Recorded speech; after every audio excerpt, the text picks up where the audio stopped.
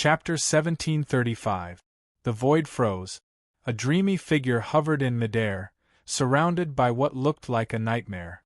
She had a graceful figure, but she gave off a sense of horror that rose from the bottom of one's heart. With a flick of her finger, a stream of black energy fell from the sky and turned a large area of District B into ruins. In the ruins, a disheveled figure shot out at an extremely fast speed.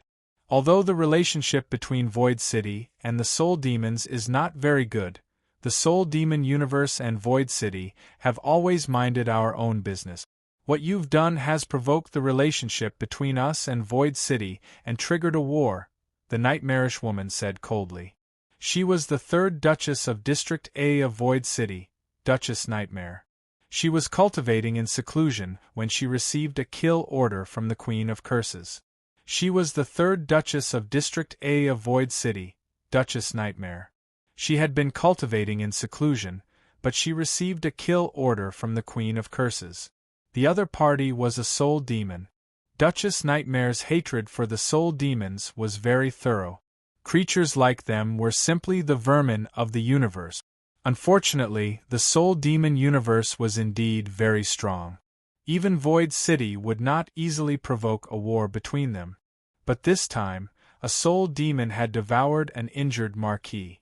This was tantamount to angering the Queen of Curses. Therefore, the Queen had specially ordered her to capture and kill this soul demon.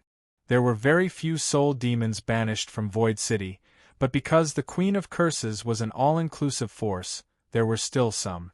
Ezra covered his arm with one hand and sped away. His eyes were fierce.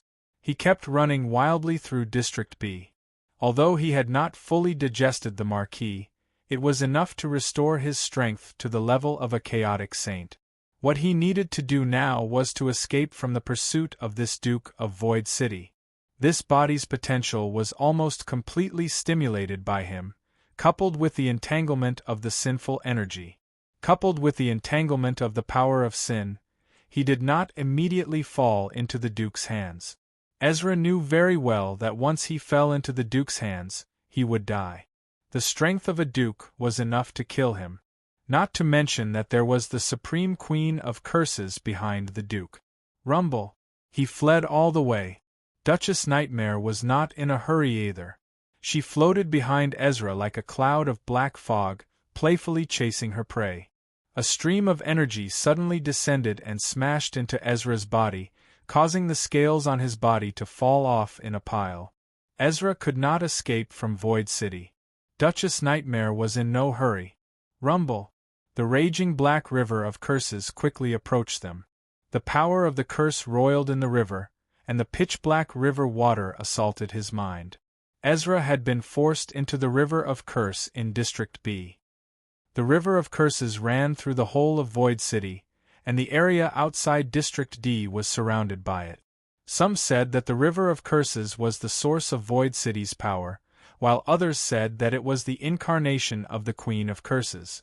But everyone was clear. The river of curses was a forbidden zone. Anyone who entered it would die without a doubt. Even dukes wouldn't dare to jump into the river without permission.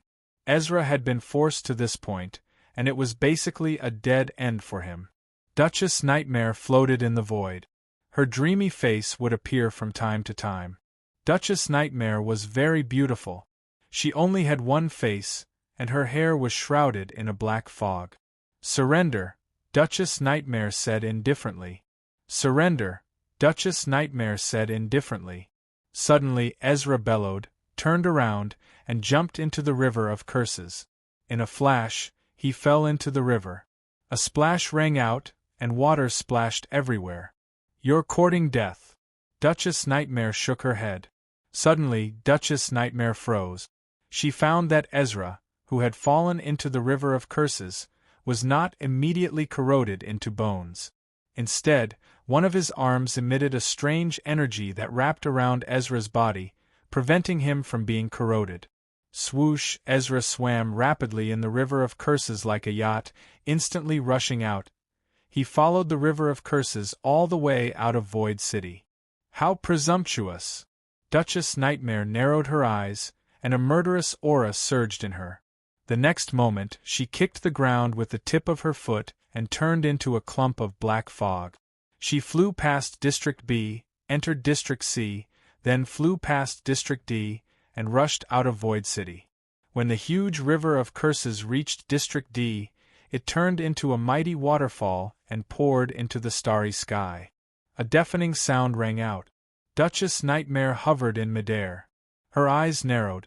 Suddenly, she saw a crocodile-like figure leaping out of the waterfall. "Found you!" Duchess Nightmare smiled coldly. She approached Ezra, who had rushed out of the waterfall of curses. Ezra's body had been corroded and was drenched in blood. He looked miserable, even though his arm was protecting him. Although his arm was protecting him, it was said that the river of curses contained the power of the Queen of Curses. The fact that he could resist the power was enough to show that he was extraordinary. Stepping in midair, Ezra wagged his crocodile tail and tried to escape. However, he was halfway there when a cold feeling approached him. "Damn it! This haunting woman!" Ezra growled, turned into a beam of black light, and sped through the void. Some of the bone ships that approached him were smashed to pieces by his arm. Explosions rang out incessantly. He was refining the Marquis's power as he fled. Soon, however, he felt despair. Pitch black, ice-cold chains coiled around him. In the next moment, all of Ezra's paths of retreat and forward were sealed. A terrible murderous aura approached him. The mighty chaotic energy pressed down on him, making it hard for him to breathe. Duchess were the top experts of Void City. They were existences second only to the Queen of Curses. How could he escape from such existences? Ezra despaired. Duchess Nightmare was indifferent. She raised her hand. A vast stream of energy gathered and surged over her finger. Then, she flicked her finger. The power of nightmares shot out, trying to pierce Ezra's soul and kill him. The energy was only the size of a finger, but the power it released was enough to destroy heaven and earth. "Oh!" Ezra hissed. Suddenly, Duchess Nightmare's pupils constricted. The void was torn apart. A monstrous power of sin poured out of it. Ezra's back was torn open, leaving a huge crack behind him. Behind the crack, a claw covered in scales stretched out. Bam! It collided with Duchess Nightmare's attack. At this moment, the stars in the universe began to tremble. Countless stars exploded, and many bone ships turned to powder. However, the arm was unscathed. A great soul overlord soul demon. Duchess Nightmare took a deep breath. Boom! The arm grabbed Ezra and pulled him into the rift. Behind the rift was another universe, the Soul Demon universe. Do you really think Void City is a place where you soul demons can do whatever you want? Duchess Nightmare's eyes turned scarlet. The next moment, she let out a shrill cry. She raised both hands. Two huge dark rings swirled in her palms as she threw them toward the rift. She wanted to kill Ezra. However, the palm in the rift gently flicked out a finger. A finger shadow that seemed to be able to pierce through the universe collided with the two rings. "Please send my regards to the Queen of Curses. This little fellow is related to the awakening of the Soul God, so I'm sorry to disturb you."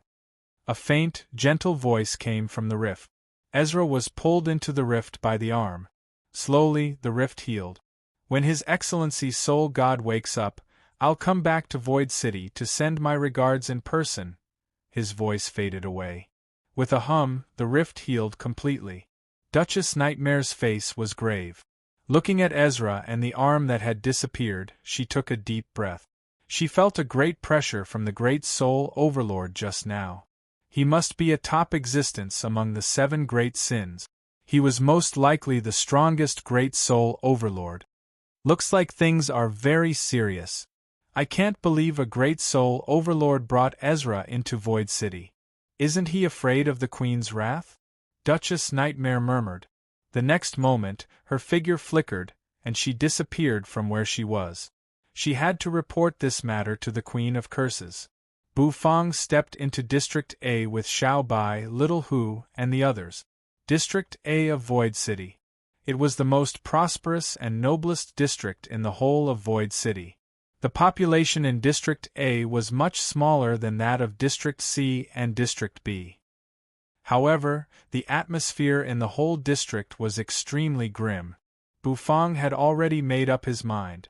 He was going to open a restaurant in District A. Didn't the Queen of Curses dislike chefs? In that case, he was going to open a restaurant right under her nose. Bufang raised his chin. Xiaobai followed behind Bufang. The clanging of metal rang out. It was different from District B.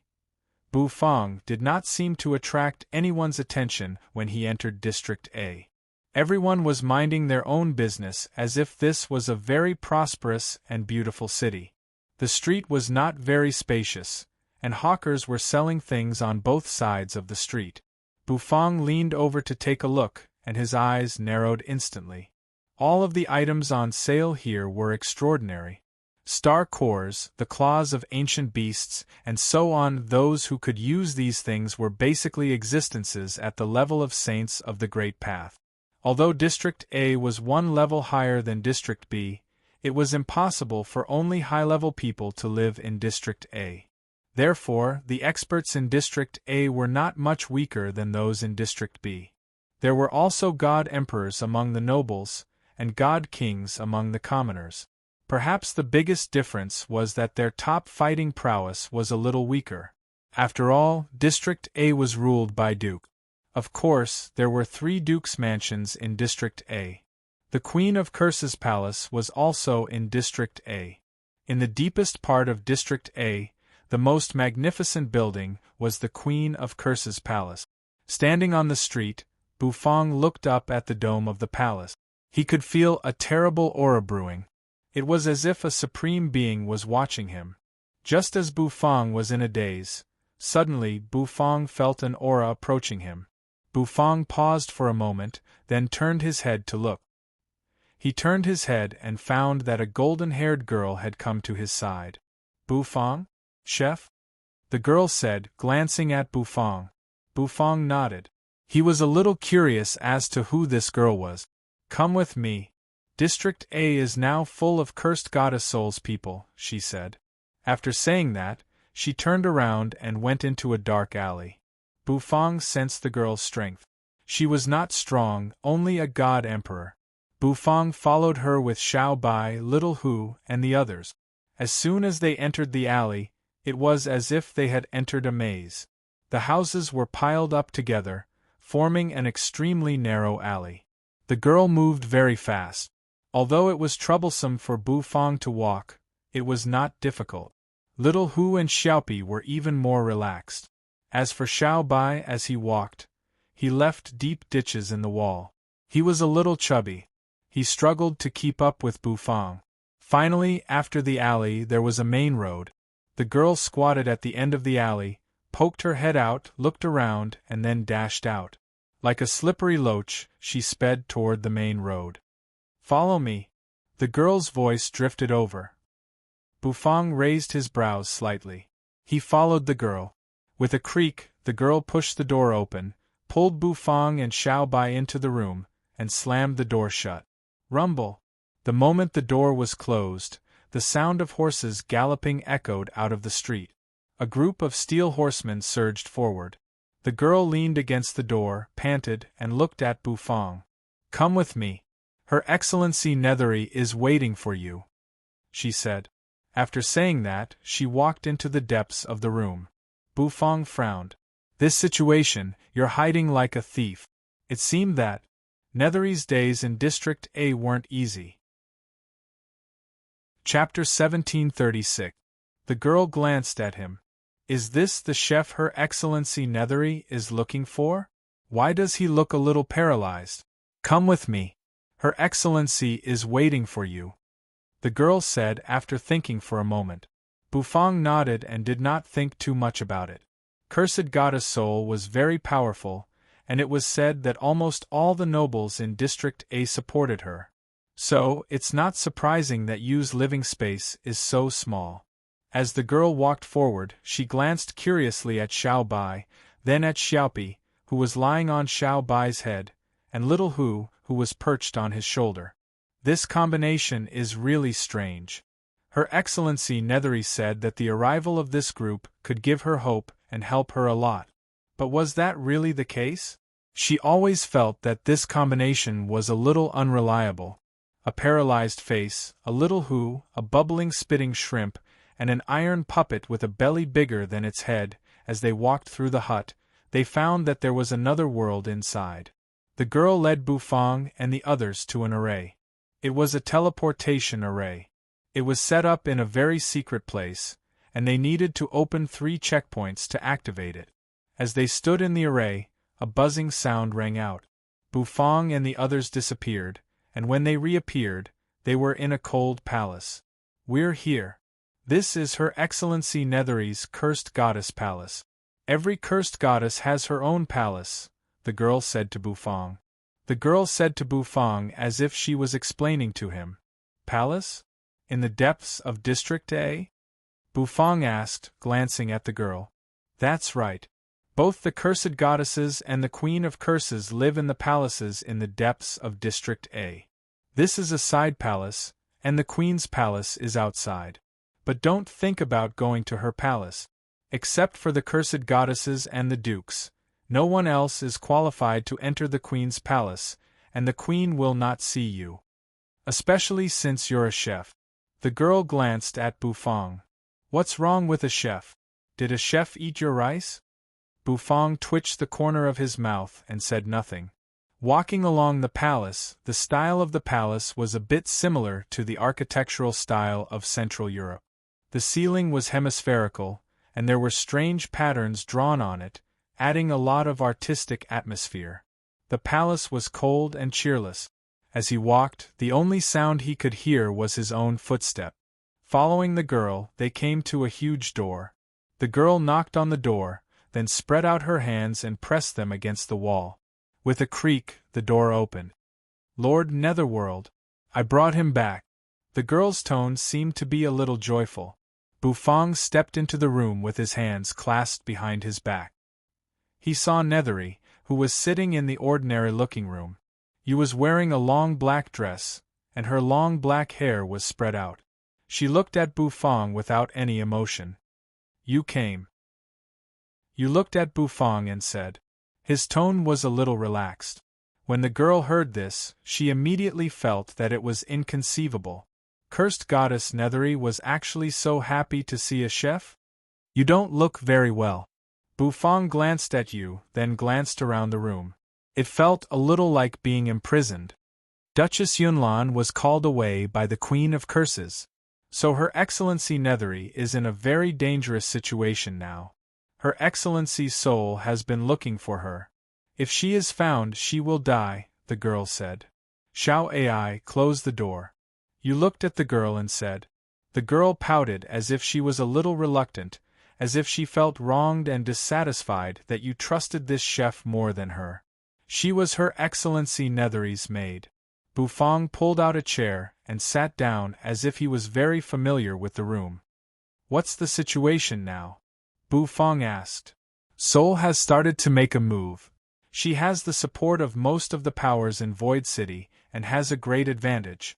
She has begun to hunt me and the cursed goddesses from the primitive universe. Duchess Yunlan has also been sent away by Soul. I'm alone and helpless now. Yu's expression did not change in the slightest, as if she was in a deep crisis. Bufang nodded and stroked his chin. It's okay. I'm your support. I told you that I can fight against an army, and it's still the same now, Bufang said. Bufang raised a hand and patted Xiao Bai's belly. Xiao Bai can also fight against an army. You paused and glanced at Xiao Bai. Xiao Bai seemed embarrassed by the compliment. He raised his huge palm and scratched his head. His purple mechanical eyes kept flashing. Xiao Ai rolled her eyes as she listened to the conversation from a distance. She did not know about Bufang's strength or what had happened in District B. However, she could sense that Bufang's aura was only that of a saint of the Great Path. Well, a saint of the Great Path is nothing compared to Her Excellency's soul. I can't believe this chef dares to brag that he can fight against an army. As for that iron puppet, she would not comment on it. You pursed her lips. "Bufang, I'm hungry. Is there anything to eat?" Yu asked. Her eyes lit up in an instant. When it came to food, she was delighted. Little Hu, who was listless on Xiao Bai's shoulder, perked up as well. She was very interested in food. The corner of Bufang's mouth twitched slightly. He did not say anything. With a thought, the black turtle constellation wok and the dragon bone kitchen knife flew out. He was about to start cooking. Of course, before that, Bufang had something to tell you. Well, I'm going to open a restaurant in District A. Do you have any suggestions?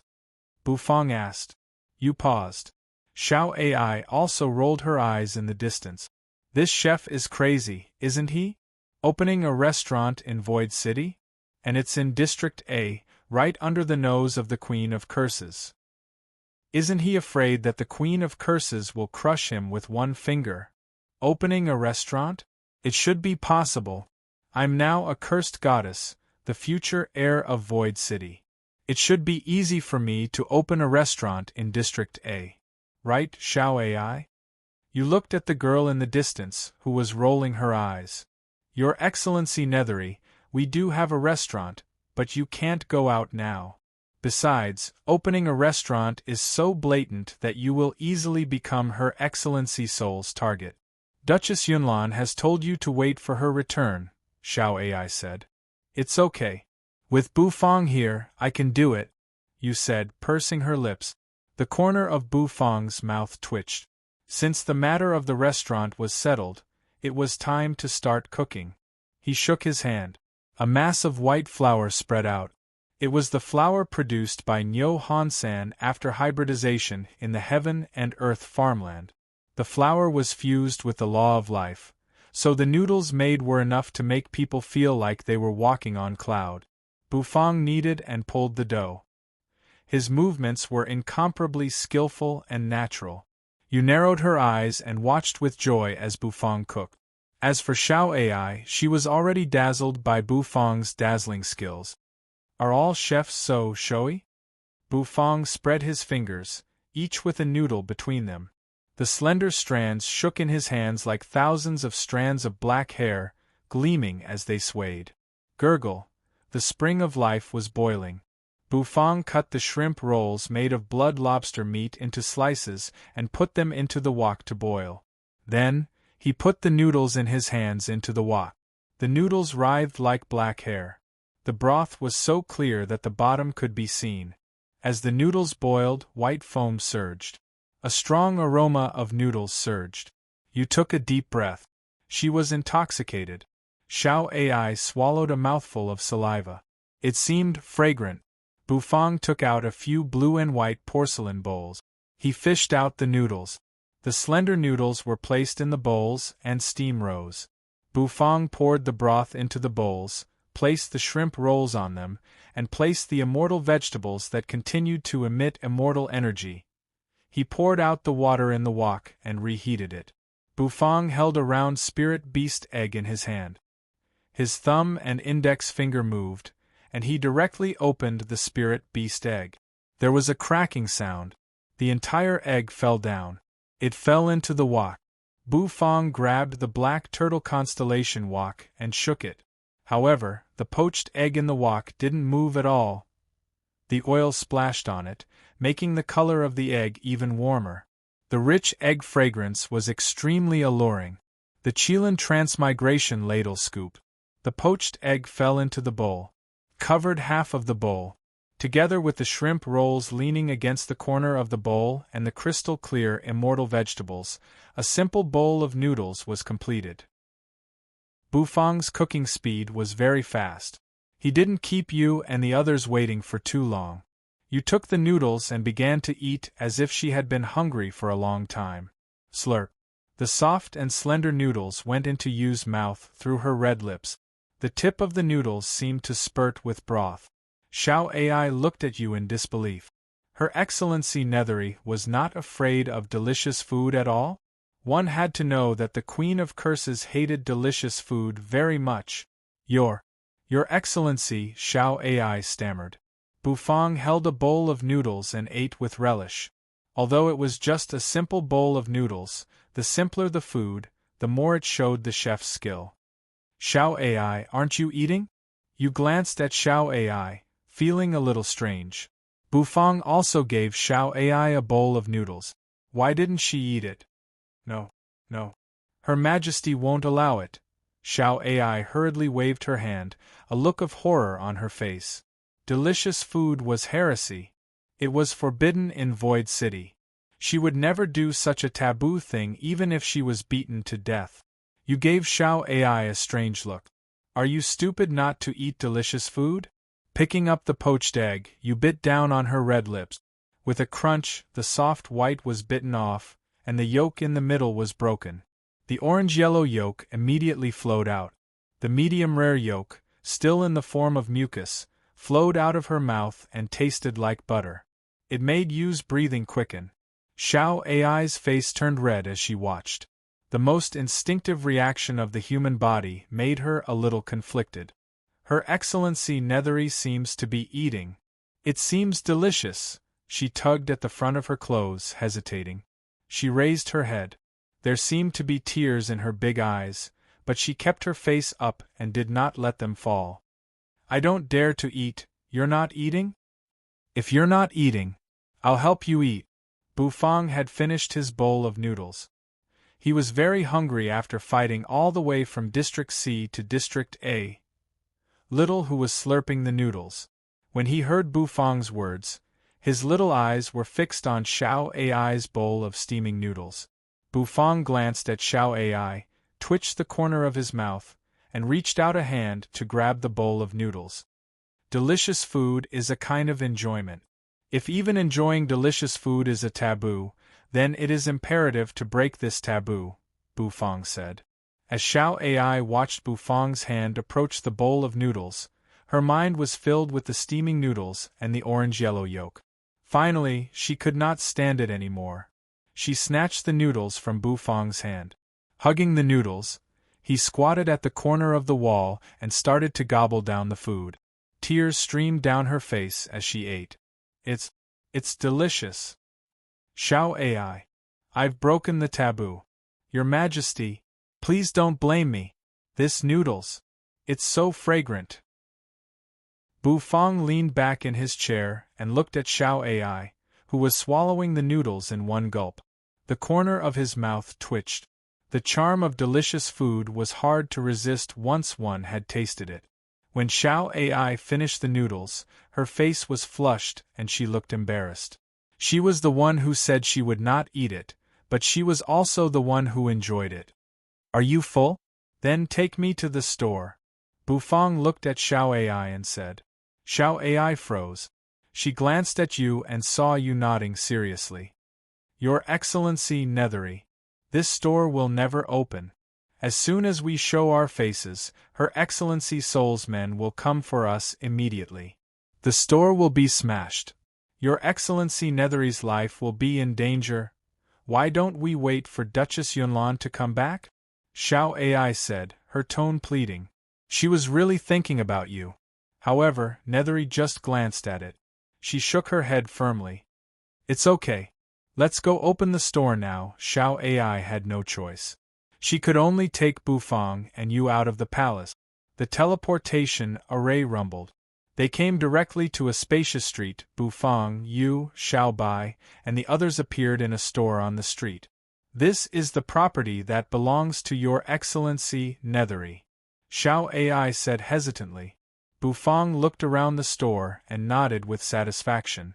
With a thought, he contacted the system. System, renovate the store, Bufang said. As soon as he finished speaking, thousands of rays of light flowed through the whole store, and everything began to change rapidly. Xiao Ai opened her mouth wide as she watched everything in the store change rapidly. Eventually, it turned into a restaurant. Looking at the familiar style and everything, Nethery's heart couldn't help but soften. His originally tensed body relaxed.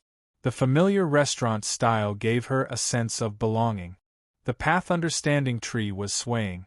Little Hu, who was on Xiao Bai's shoulder, jumped out excitedly and shuttled back and forth on the path understanding tree. Xiao Bai's mechanical eyes flashed. He stepped into the kitchen and stood at the door, sticking to his duty. As for Xiaopi, he lay under the path understanding tree, blowing bubbles. Bufang was very satisfied with all this, and he stroked his chin. He stroked his chin and glanced at the hesitant Xiao Ai. Xiao Ai, open the door for business. Chapter 1737. With his hands clasped behind his back, Bufang said in high spirit. Oh?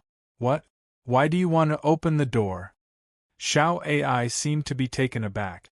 She did not know what Bufang was calling her for. For a moment the atmosphere froze. Yu pursed her lips, then rose to her feet and walked toward the door, intending to push it open. Xiao Ai came to her senses and hurried forward. Your Excellency Nethery. Put it down. Let me do it, she said hurriedly and pushed the door open. With a creak, the door was pushed open in an instant. It was as if a golden light had burst out of the restaurant, attracting everyone's attention. In District A, many passers-by were shocked by this scene. Many people were bewildered. As people who lived in District A, they were very familiar with everything in District A. Naturally, they knew what this restaurant used to be. Bufang clasped his hands behind his back. He looked out the door. There was a thoughtful look in his eyes. You walked back indifferently. Xiao Ai rubbed her hands, looking a little bewildered. What should I do? If I open a restaurant in District A, I will definitely become the target of public criticism. Her Excellency Nethery will definitely be exposed, and the expert's soul will kill her. It's over. I've really fallen for this chef's nonsense. How could he open a restaurant in District A? Bufang was very calm. He had seen all kinds of big scenes. Well, now that I have a restaurant, I need a name. Bufang touched his chin, lost in thought. What should I call it? Suddenly, Bufang's eyes lit up, and the corner of his mouth twitched slightly. He had thought of a perfect name. Let's call it Cooking God Little Restaurant, Bufang said. Yu paused. Little Hu, lying under the path understanding tree, rolled his eyes. Xiao Ai's body stiffened. What kind of name is this? Is this name meant to speed up the restaurant's destruction? The Queen of Curses hates chefs the most in Void City, but you still opened Cooking God Little Restaurant? You must be tired of living. Bufang was very satisfied with the name. Buzz, the system seemed to be thinking. After a long time, store name confirmed, the system said. His words fell. Outside the restaurant, a stone tablet floated in the air. Boom. The steels seemed to grow out of the ground of Void City, causing it to crumble and crack. In the next moment, a stone tablet appeared, and 4 large words appeared on it. Cooking God Little Store. Don't underestimate these 4 simple words. Every single word was filled with a unique charm. Just one look at it would cause one's mind to sink into oblivion. If one were to comprehend it deeply, one would be able to sense its sharpness. Cooking God Little Restaurant. One had to admit that this name was really weird. A group of people had already gathered outside the restaurant. These people were all nobles of District A. As nobles of District A, what had they not seen? They were very familiar with everything in District A. Now, an unfamiliar restaurant had appeared. They were naturally very excited and curious. This is actually a restaurant? Which idiot dares to open a restaurant here? Doesn't this guy know that the Queen of Curses hates chefs? The nobles' faces were filled with mockery as they laughed. They believed that this restaurant would not be open for long. What was the use of a restaurant?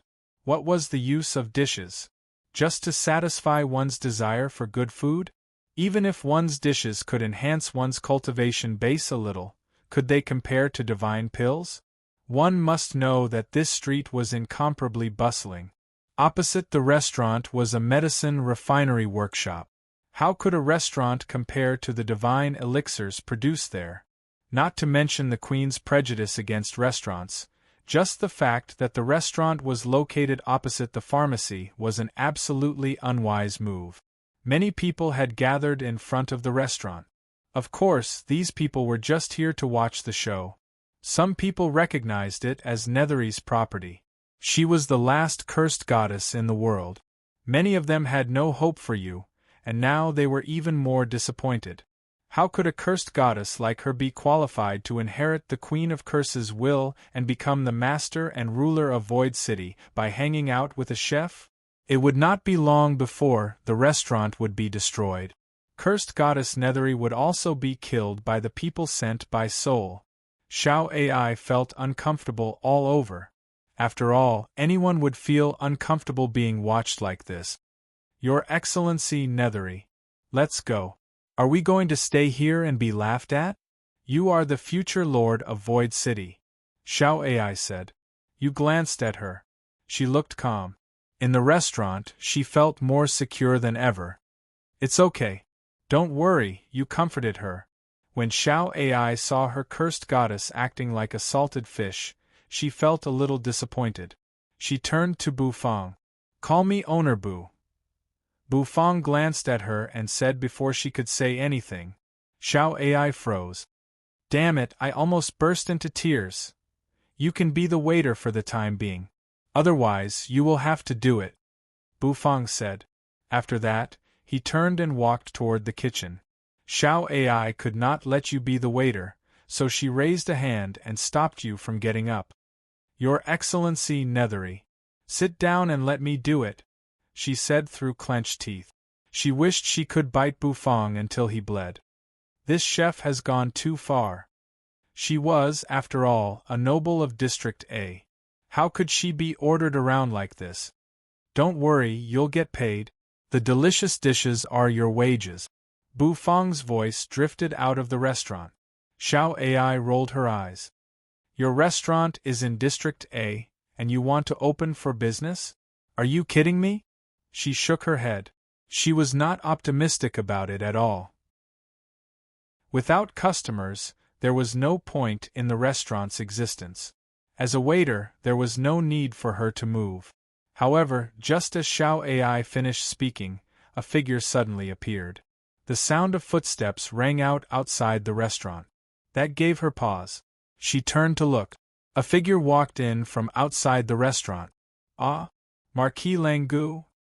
How could she not know Marquis Langu, one of the 3 marquises of District B? Marquis Langu was famous for his coquettishness. He was also a famous soul drummer. Of course, the most important thing was that his sissy appearance made it difficult for him to go out. He was a chimpanzee and a sissy, and he was Marquis Langu. Marquis Langu toyed with the rattle drum in his hand as he walked into the restaurant, strutting his cat-like step. There was an inexplicable bitterness in his eyes as he pinched his fingers together. Your Excellency Marquis, please have a seat. Xiao Ai brought Marquis Langu to a seat. At some point, a piece of white cloth appeared in her hand. With a flick, she wiped the chair clean. Marquis Langu cleared his throat, straightened his neck, pinched his fingers together, and sat down. Xiao Ai was dumbfounded. What's wrong with me? Why did I get used to the role of a waiter so quickly? What's going on with that uncontrollable feeling just now? Just a moment ago, she did not think there would be any customers. For a moment, she fell silent. Marquis Langu was very famous in Void City. The moment he stepped into the restaurant, his eyes lit up. The moment he stepped into the restaurant, the crowd of onlookers broke into an uproar. Marquis Langu? Is he crazy? Why is he going to the restaurant? He's crazy. Stepping into the restaurant is tantamount to standing on the opposite side of the Queen. What's the point of going to a shabby restaurant? I'm afraid this Marquis Langu has shaken himself silly. The nobles had their own opinions. However, Marquis Langu did not care. He held his head high, looking as elegant as a noblewoman. At this moment, Bu Fang walked out of the kitchen. When Marquis Langu saw Bu Fang, the muscles on his face twitched. Why are you here? Bu Fang gave Marquis Langu a puzzled look. This fellow was his opponent not long ago, so why was he here? Can't I come? You're so annoying.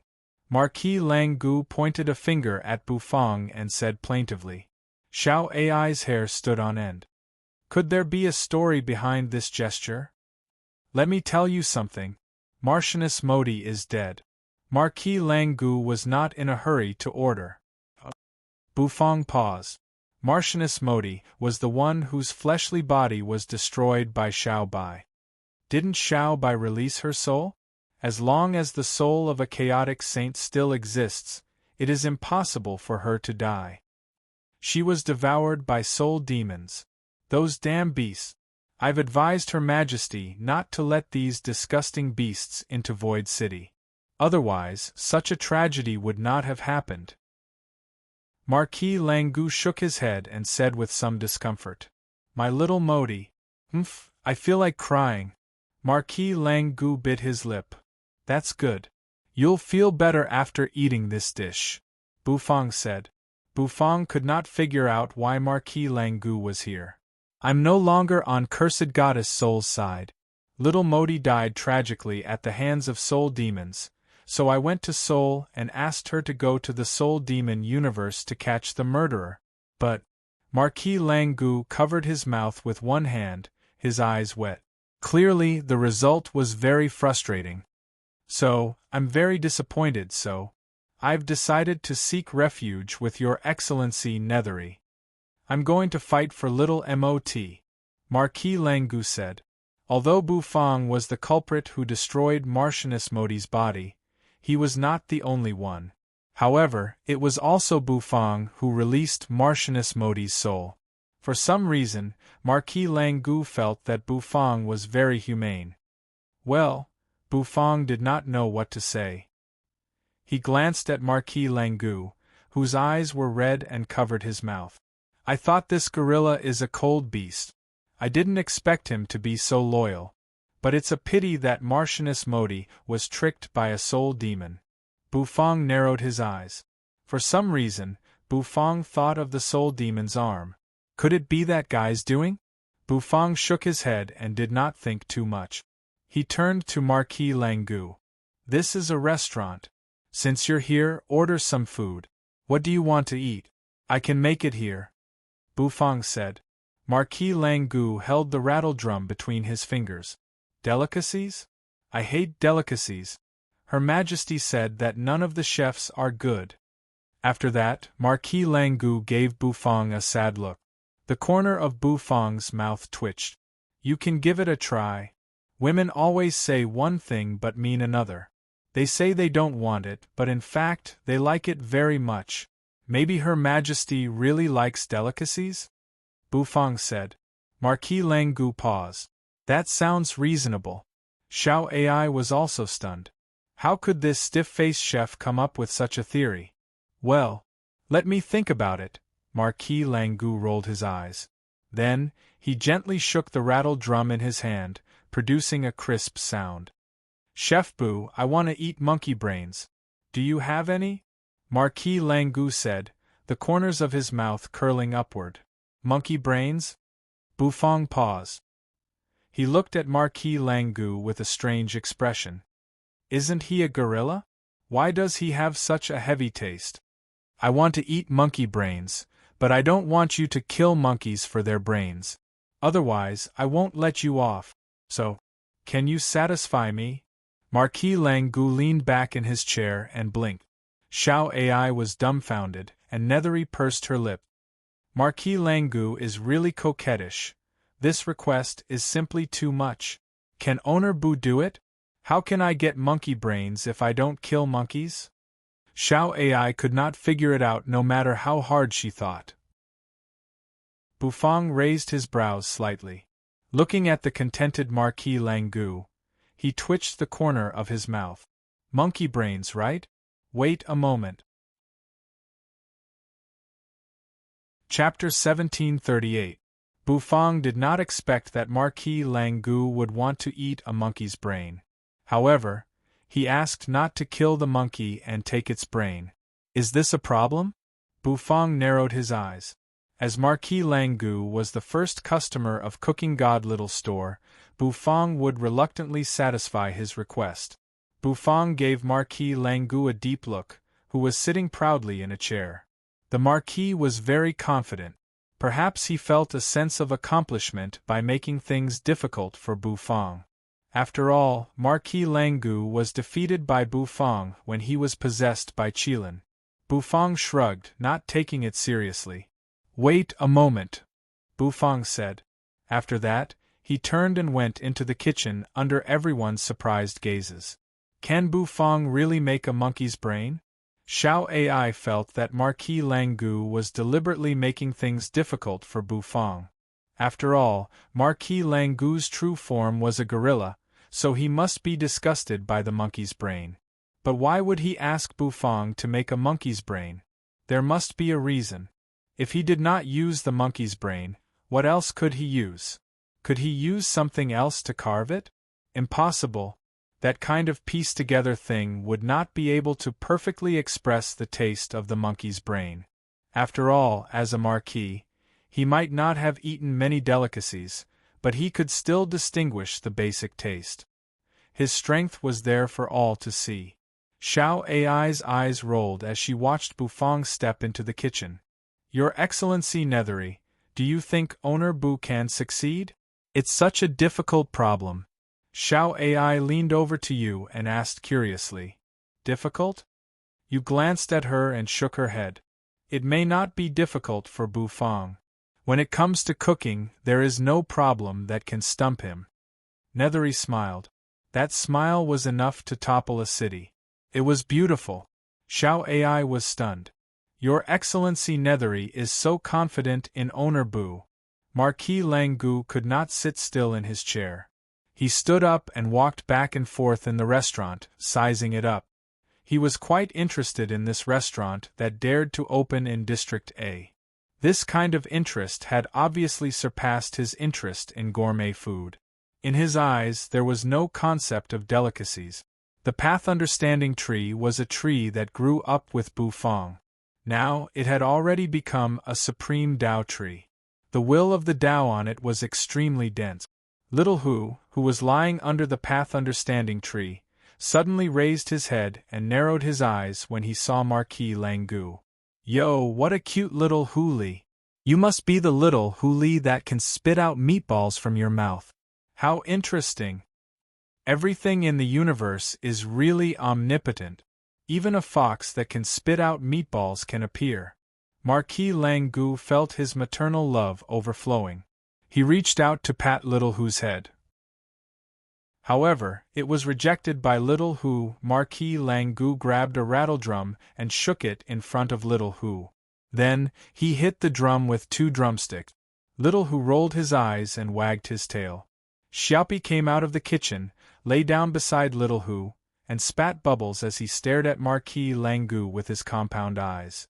Marquis Langu seemed to be interested. He picked up the rattledrum and beat it rhythmically. In the kitchen, Bufang rolled up his sleeves. This was his first show in Void City, so he had to keep his spirits up.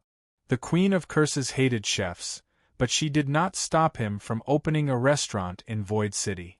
Clearly, she still had some leeway. In that case, the more Bufang wanted to open the restaurant, the more he wanted it. Monkey brain, since he could not make a real monkey brain, he could only make a fake one. Bufang rubbed his chin and thought for a while. He seemed to be thinking about how to cook a dish. In fact, he already had a rough idea in his mind. His mind went into the heaven and earth farmland. Bufang asked Niu Hansan for some beans. These were not ordinary beans. They were specially developed and cultivated by Niu Hansan, and each of them was a priceless treasure. A single bean could bring a person back to life and regenerate flesh and bones. It was not an exaggeration to say that they were divine herbs. To Bufang, these beans could only be described with one word: delicious. Bufang asked Niu Hansan for some beans, but Niu Hansan refused at first. After all, it was not easy to cultivate this kind of beans. There were too many procedures and channels. In the end, under Bufang's intense gaze, he handed over 10 beans. It made him shiver with pain. White smoke billowed from his nostrils, and he almost went on strike. Of course, after Bufang promised to cook him a delicious dish, Niu Hansan happily took out the beans. Bufang grabbed the beans from the bag. The bean was amber in color, sparkling and translucent, and extremely resplendent. There seemed to be a majestic energy flowing in them. There was a stone mill in the farmland. It was made by Bufang using the nucleus of a star. Simply put, it was a magic treasure, but it was not as good as the god of cooking set. Bufang put the beans into the stone mill. After a series of procedures, he made the tofu. 10 beans were made into a big piece of tofu. The square-shaped beans were very soft and tender. When touched, they seemed to bounce. Bufang had never eaten monkey brains before. Of course, he did not like to eat this kind of food. However, he believed that Marquis Langu had not eaten it either. Therefore, Bufang made it according to his understanding. He held the crystal-clear tofu that was as white as jade in his palm and crushed it. The tofu turned into powder and fell into a blue and white porcelain bowl. The dragon bone kitchen knife spun in his hand. Bufang took out a soft blood lobster meat. He cut the small blood lobster meat into thin shreds and poured it into a blue and white porcelain bowl. He poured it into a blue and white porcelain bowl, along with all kinds of strange seasonings.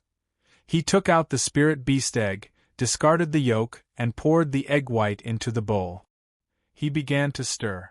The power of the law, the chaotic energy, they all poured into the blue and white porcelain bowl, causing the energy in the bowl to mix continuously. If people knew that Bufang used the chaotic energy in this way, they would definitely lament that it was a waste of a heavenly treasure. Nevertheless, the result was good. Bufang scooped a spoonful of the ingredients in the bowl and put them into his mouth. He smacked his lips and raised his eyebrows slightly. The taste was a little worse. It was warm with a little tenderness, but it lacked a fishy smell. Buzz water splashed. He grabbed a hairy crab from the farmland. Of course, this was just an ordinary hairy crab. However, after staying in the farmland for so long, it naturally became extraordinary. Bufang took out the crab roe and poured it into the bowl. After stirring, he mixed it into the ingredient. The guidance of the law and the fusion of the chaotic energy, it made the crab roe completely blend into the ingredient. He picked up the ingredients one more time and gently sniffed.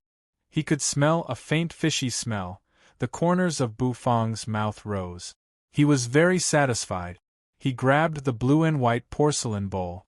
With a flick of his finger, the blue and white porcelain bowl began to spin in his hand. It kept spinning. Eventually, Bufang put it upside down on the stove. A round, pinkish-white ingredient was piled on top of it. It was the gathering of a variety of ingredients, and this was just the first step. Buzz's knife light began to flash in Bufang's hand. The dragon bone kitchen knife buzzed. Bufang seemed to hear the roar of a dragon. He held the dragon bone kitchen knife. Bufang's mental force instantly flowed out. Buzz, the knife light flashed, cutting that ingredient. He was very careful, afraid of making a little mistake. This was a test of Bufang's knife skills. Of course, there was no problem with Bufang's knife skills. If it was just to carve the shape of a brain, of course, it would be easy. However, with Bufang's knife skills, it was obviously a waste to carve such a shape. Bufang wasn't satisfied with simplicity. Thus, under the control of his mental force, that ingredient formed the shape of a brain.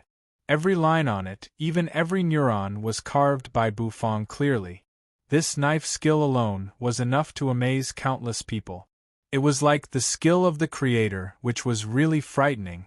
However, no one saw this scene. Except for Xiao Bai, whose mechanical eyes twinkled at the door. The kitchen knife swept across. Bufang held the knife with one finger, making it twirl in his hand. Then, he put it away. It's done.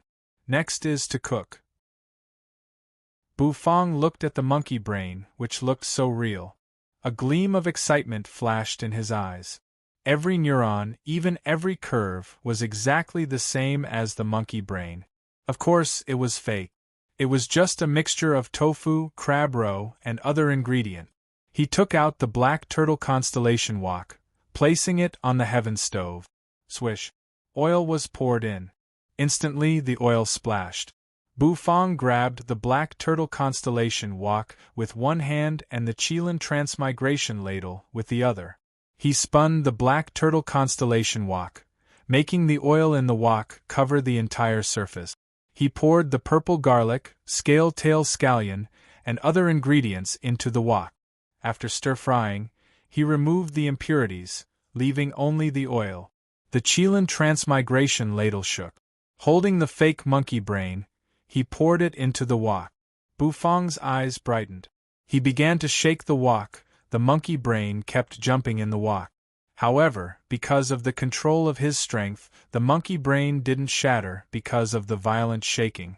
On the contrary, the oil completely covered the monkey's brain, and as the monkey's brain pulsated, the taste seeped into it.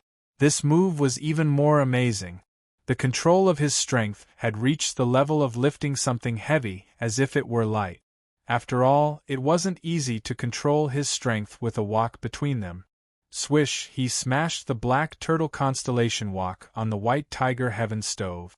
The Chilan transmigration ladle swayed, grabbing the fake monkey brain. Thud, thud, thud. The monkey brain was jumping. It looked like a real monkey brain. His eyes narrowed. Bufang's hand shook. 2 giant pearls flew out. They were pearls from the endless sea. They weren't considered treasures here, but after being nurtured in the river of life for a long time, they had divine energy. The pearls flew in the sky. Bufang's eyes were sharp. In just a blink of an eye, the dragon bone kitchen knife slashed tens of thousands of times. The pearls turned into powder, slowly falling from the sky. Then, it turned into a big pearl and wrapped the monkey's brain up. Eventually, the entire monkey brain disappeared. Only the pearl was left, hovering in Bufang's hand. He placed the pearl on a blue and white porcelain plate. On both sides of the plate, immortal vegetables were stacked with crystal water droplets. The dish was done. Rumble Bufang seemed to feel an invisible will. However, when it got close to Void City, it disappeared. He narrowed his eyes. The corner of Bufang's mouth twitched slightly. Then, he walked out of the kitchen with the dish. In the restaurant, everyone was waiting. You didn't seem worried at all. She looked very relaxed. Xiao Ai rubbed her hands, looking as if she had nothing to live for. Marquis Langu was teasing Little Hu with the rattle, but Little Hu kept rolling his eyes at him. Xiaopi was spitting bubbles. He seemed to be having a good time. Outside the door, the sound of hurried footsteps rang out. Marquis Langu narrowed his eyes. Alas! Opening a restaurant in District A is like becoming a living target. This will bring harm to Her Excellency Nethery. Marquis Langu said. Outside the restaurant, waves of majestic auras were rapidly approaching. Before long, the restaurant was completely surrounded by people. The ground seemed to be shaking. Xiao Ai's face turned pale. It's over. Her Excellency Soul's pursuers are here. The restaurant is finished, and Her Excellency Nethery is in trouble. Marquis Langu rose to his feet, his face growing serious. Outside the restaurant, a troop of cavalrymen clad in black armor approached slowly. They were all mounted on mighty divine beasts, holding long spears, and exuding a mighty aura. It's Her Excellency Soul's army. The cavalry of death. Many nobles outside the door exclaimed, looking like they were waiting for a good show. Once the cavalry of death appeared, everything would be flattened. This restaurant, including the chef, would be reduced to a thing of the past. Ting-a-ling. Just as the cavalry of death arrived outside the restaurant, a crisp bell rang. The curtain of the kitchen door was pulled open. Bufang rolled up his sleeves and walked slowly out of the kitchen. The pearl monkey brain you wanted is ready. Chapter 1739. A monkey brain with a pearl. Bufang's voice was not loud, but it made everyone in the restaurant look up. Many nobles outside the restaurant were watching curiously. Soul's cavalry of death was already outside the restaurant, but the chef was still so calm and collected. That surprised many people. Bufang held a blue and white porcelain bowl in his hand. The bowl was flat, and on top of it was a huge, round pearl. The immortal vegetables, which were stained with liquid, were dotted with the pearl, which looked quite beautiful. Is this a monkey brain? Can this thing be eaten? Isn't it just a ball? It has no taste at all. Is Bufang going to let me eat it raw? Marquis Langu looked puzzled. Little chef, the monkey brain I'm talking about is not allowed to come from a monkey. Marquis Langu pinched his middle finger and pointed at Bufang from a distance. Bufang raised his brows slightly. Are you worried that I'm bluffing? Bufang said, glancing at Marquis Langu. Good. If I'm satisfied with your monkey brain, I'll help you deal with the cavalry of death outside. Marquis Langu said in high spirits. Although the cavalry of death was fierce, since Marquis Langu had decided to stand on Nethery's side, he naturally had to show some sincerity. Fighting against the cavalry of death was his military pledge. Okay. The corners of Bufang's mouth lifted slightly. It seemed there was food to eat. Little Hu, who was lying listlessly under the path understanding tree, suddenly perked up. He turned into a baiguang and sped toward Bufang's shoulder, rubbing it with his little paws. Don't worry. This is for the guest. Bufang rubbed Little Hu's head, which made Little Hu feel a little pity. You also looked curiously at the huge pearl. This is just a pearl. How is it related to a monkey brain? From the looks of it, it didn't seem to be a related delicacy. Bufang, on the other hand, smiled mysteriously. He was very satisfied with the dish, and it was definitely a dish that had attracted the attention of the law of the universe. However, it might be because the supreme existence in Void City had stopped the punishment from the law of the universe. Marquis Langu sat calmly on a chair. Outside, the cavalry of death looked at each other. They were led by two chaotic saints, but they were just ordinary chaotic saints. In a one-on-one fight, they were only at the level of the person in charge of the fighting pit. However, the two chaotic saints were twins, and when they joined forces, they could unleash strength no weaker than a marquis. They were also quite famous in District A. Moreover, he was a very powerful subordinate of Soul. Cursed Goddess Soul was very popular in Void City. Countless nobles had high hopes for her and stood by her side. The two brothers were no exception. The Lien brothers were riding on the back of the two-headed phoenix, and behind them was the powerful cavalry of death. However, he seemed to be curious about the scene in the restaurant. The two brothers raised their hands and clenched their fists, signaling the cavalry of death behind them to stand at attention. I'd like to see what the hell this restaurant is doing. Why is that slut Marquis Langu in this restaurant? The two brothers said almost in unison. Then they nodded. The nobles all sucked in their breaths and looked into the restaurant. Marquis Langu sat in a chair and took out a white cloth, which he had condensed with his power. At their level, it was not unusual for them to condense and transform objects at will. He stuffed the white cloth into the collar of his shirt around his neck, then sat down calmly, looking forward to the food Bufang had prepared for him. He had never tasted food in Void City. He was not like Countess Xiaqiu, who was a cursed goddess a long time ago. She had wandered in other universes and tasted food. Marquis Langu, on the other hand, was a native of Void City. He was a noble of Void City. He had never tasted the food cooked by a chef before, so he was a little curious, even though it was taboo to the queen. I'm ready. Marquis Langu stuffed the rattle at his waist and blinked at Bufang. How do I eat this thing? Do I bite it? Marquis Langu asked. Bite it?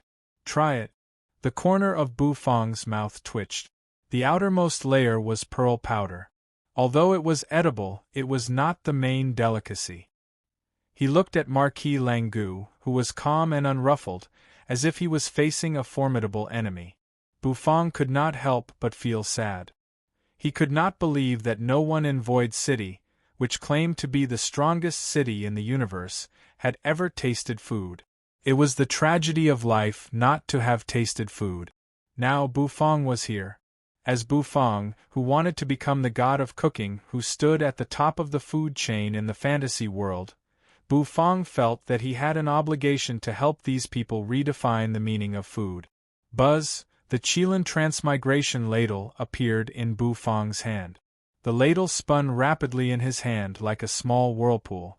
Marquis Langu was dazzled by what he saw. Suddenly, Bufang grabbed the ladle. His grip on the ladle was steady. Then, he smashed it down. With a crack, it hit the top of the huge pearl.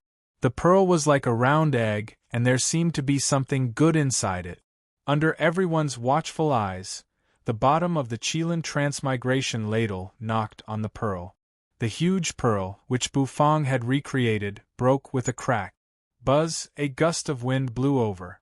The pearl began to break slowly, and the broken parts turned into powder and drifted away, ting-a-ling. The bell in the kitchen rang and the curtains swayed gently. A gentle breeze blew through the restaurant. Then, the white powder drifted out little by little, looking like a beautiful galaxy in the dark starry sky. Marquis Langu was stunned. He covered his mouth with both hands, and his eyes shone with worry. Bufang snapped his fingers. The light in the restaurant dimmed. In the darkness, the pearl glowed, drifting with the powder. It was as beautiful as a fairyland. Marquis Langu's cheeks were flushed, and his eyes were watery. This beautiful scene made his young girl's heart thump wildly. Is this what food looks like? It's really beautiful. Marquis Langu looked shy. This little chef is so romantic. Outside, many nobles saw the scene as well, and many of them opened their mouths wide. This dreamlike scene caused them to be rather shocked.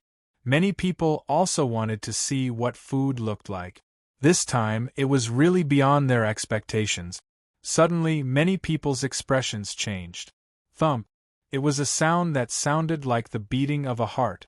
The sound made many people's hearts skip a beat. Many people raised their heads and looked incredulously at the restaurant. They turned to look at the pearl. Halfway through, the pearl stopped dispersing. The powder drifted in the air, revealing the scene inside. Marquis Langu narrowed his eyes and looked inside, intoxicated. He wondered what kind of delicacy would come out of such a beautiful scene. Marquis Langu looked. The next moment, his intoxicated expression froze, and he looked confused. Underneath the pearl shell was a beating brain. The brain was so lifelike that it looked like a real monkey's brain. The patterns, nerves, lines, and concave holes were all the same. Damn it! This stinky chef really has a bad taste. My maiden's heart was instantly smashed into pieces. Marquis Langu gritted his teeth. The muscles on his face twitched, and his heart was filled with anger. He gave Bufang a hateful look. Are you really cooking with a monkey's brain? He said angrily. Her originally coquettish words turned into a rough roar like that of a wild beast halfway through her sentence. Clearly, he was a little angry. It was as if he was about to transform. A terrible aura soared out of him, and the pearl in front of him seemed to be about to explode under his aura. However, Bufang gently waved his hand. Then, it covered the dish. I told you! This is not a real monkey's brain. Don't worry, you can try it first. Bufang said. The nobles outside were already very curious. In their eyes, they could see the scene clearly. Inside the huge pearl was a brain. The brain was still beating, and the nerves on it seemed to be beating. It looked so lifelike that it looked like it was real. He really has a brain. Is this chef lying through his teeth? How is he not a brain? Bufang seemed to notice the other's gazes. The corner of his mouth twitched slightly. This dish is called Pearl Monkey's Brain. With his hands clasped behind his back, Bufang looked at Marquis Langu, whose aura was gradually calming down. The ingredients used for this dish are a bit complicated. It uses a type of bean. This bean was cultivated by my personal breeders, and it's a divine bean. One bean can grant immortality, and the other can regenerate flesh and bones from the dead. The bean was ground into a pulp and made into tofu. The main ingredient of this dish is tofu. The tofu is not fake, But to achieve the effect of passing off the fake as the real thing, tofu alone is not enough. So, I also used many other ingredients, including the essence of blood lobster meat carefully selected by me and the essence of crab roe at the best stage. After stirring, the taste was perfect. Of course, these are only the main ingredient. With my invincible knife skills, I carved this fake monkey brain. As for the fact that it beats like a real brain, it's because I splashed it with oil. You won't understand what the oil splashing method is even if I tell you. All you need to know is that this method is very powerful, Bu Fong said lightly. Many people were dumbfounded when they heard this. They felt that Bu Fong was talking nonsense. Xiao Ai was dumbstruck. She glanced at Nethery and found that the latter was smiling, as if she did not doubt the chef at all. How is that possible? Tofu can be made into monkey brain? Marquis Langu was dumbfounded. He even believed it. Try it. Bu Fong looked at Marquis Langu and said lightly. Outside the door, many nobles narrowed their eyes. No matter how much Bu Fong said, he would know after tasting it. However, Marquis Langu did not know what the monkey brain tasted like. For a moment, many people were watching with rapt attention. No matter how it tasted, once Marquis Langu showed a look of disdain, the so-called delicacy was nothing but a fart. Just as the Queen of Curses had said, delicacies were all heresy. Everyone's breathing quickened. They turned to Marquis Langu. Then, shall I try it? Marquis Langu said as he straightened the white cloth around his neck. The corner of Bu Fong's mouth twitched. He took out a blue and white porcelain spoon and handed it to Marquis Langu. The pearl monkey brain can also be called monkey tofu pudding. Try it. Bu Fong made a gesture to invite the Marquis to try it. The real wonder of this dish begins the moment you put the spoon into it. Marquis Langu took a deep breath. For some reason, he felt a little excited. He was not this excited even when he was fighting a chaotic saint. His hand holding the spoon seemed to be trembling. He glanced at Bu Fong.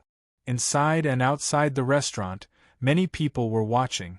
At the front of the cavalry of death, the two brothers exchanged a glance. They were no longer in a hurry. All the nobles held their breath. Marquis Langu narrowed his eyes. Looking at the dish that looked like a brain, he felt a strange feeling in his heart. Is it really not a monkey brain? The blue and white porcelain spoon fell. With a splash, it went into the monkey brain. That soft monkey brain was like a piece of jelly, cracking open in an instant. Boom!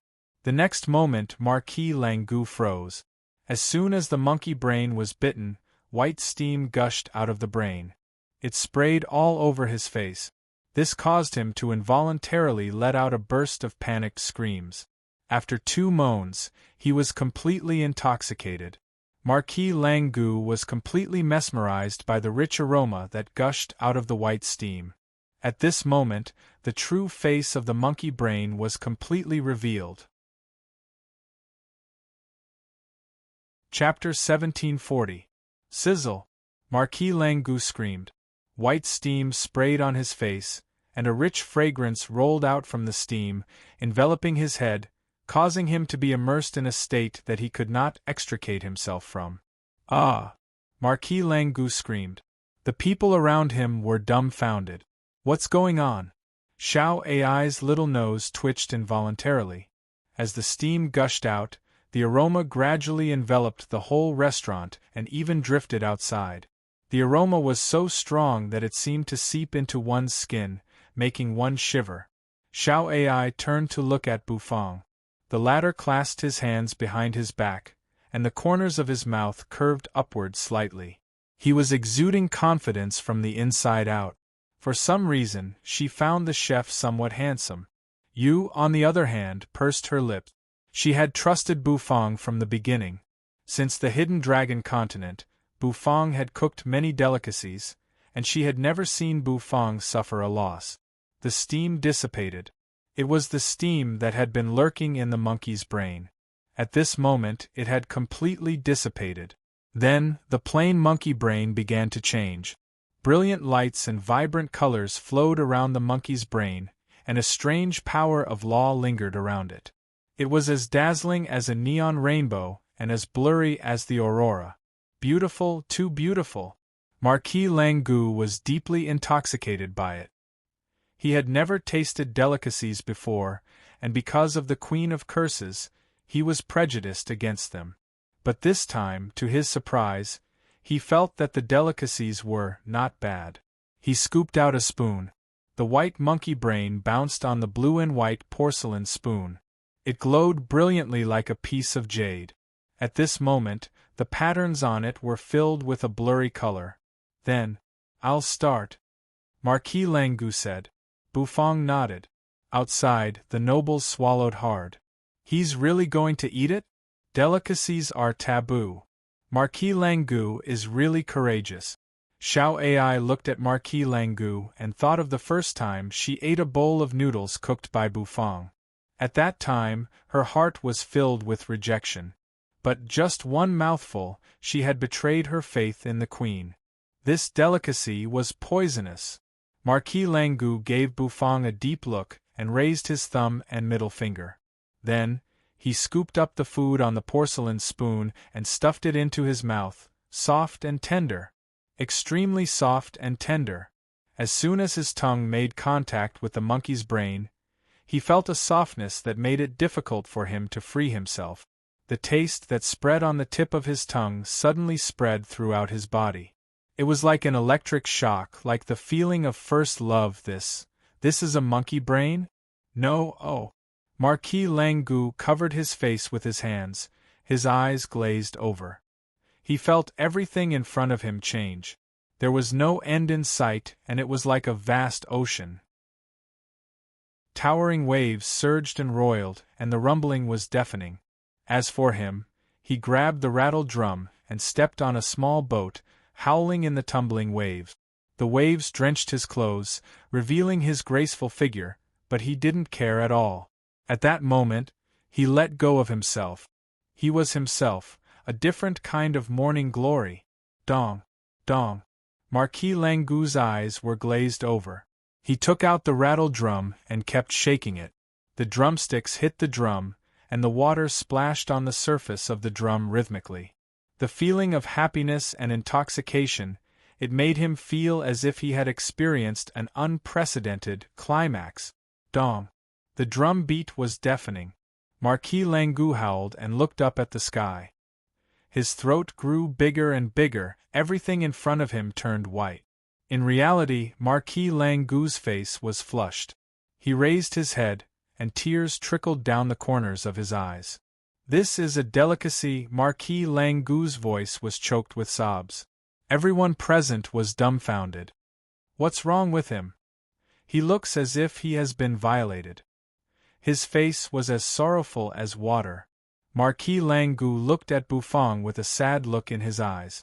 The monkey's brain did not taste like a brain. It tasted soft and tender in the mouth. Although there was a fishy smell, it was not strong or even obvious. In fact, the fishy smell was the finishing touch, making the delicacy seem as if it had a soul, like a real monkey's brain. In fact, it was not a monkey's brain, but it made one think it was. It was not something that could be created out of thin air. It was a creation that went deep into the soul. Delicacy. So this is a delicacy. Marquis Langu suddenly felt a little confused. Why did the Queen of Curses forbid them from tasting such a delicacy that could cleanse one's soul? He finally understood what it felt like today. It was the feeling of being moved. How is it? Is it delicious? Bufang looked at Marquis Langu and twitched the corner of his mouth. He pulled out a chair and sat opposite the Marquis. A purple clay teapot appeared in his hand. He poured himself a cup of warm green tea and took a sip. "It's delicious." Marquis Langu gave Bufang a sad look. He could not help but clamp his legs together and sigh. A delicacy like this will make people abandon their faith. He scooped up another spoonful. In his eyes, the bouncing monkey's brain was like a peerless beauty. When he bit into it, he could taste the right amount of saltiness and the soft texture. Marquis Langu was somewhat immersed in the feeling. Now, you know what I mean, Bu Feng said. He raised his hand and pointed at the death cavalry, who were waiting for him outside the door. The nobles woke up from their reverie. Their eyes were filled with horror. Heresy! This is heresy! This is a monster that deceives your souls! The two brothers of the cavalry of death shouted at the same time. Their eyes were filled with a solemn look. The moment they smelled the aroma, they almost could not control themselves. Fortunately, their loyalty to the Queen saved them. Cavalry of death! Charge! Flatten this restaurant that creates monsters! We must uphold the Queen's faith. Everything is heresy. The commanders of the cavalry of death were two chaotic saints. They were Pai Dong and Pai Shi. Their eyes were bloodshot as they let out hoarse roars. Just now, their unwavering faith seemed to have been shaken. To them, this was a deafening wake-up call. The eyes of the cavalry of death flashed. The next moment, a rumble rang out. They began to charge and trample.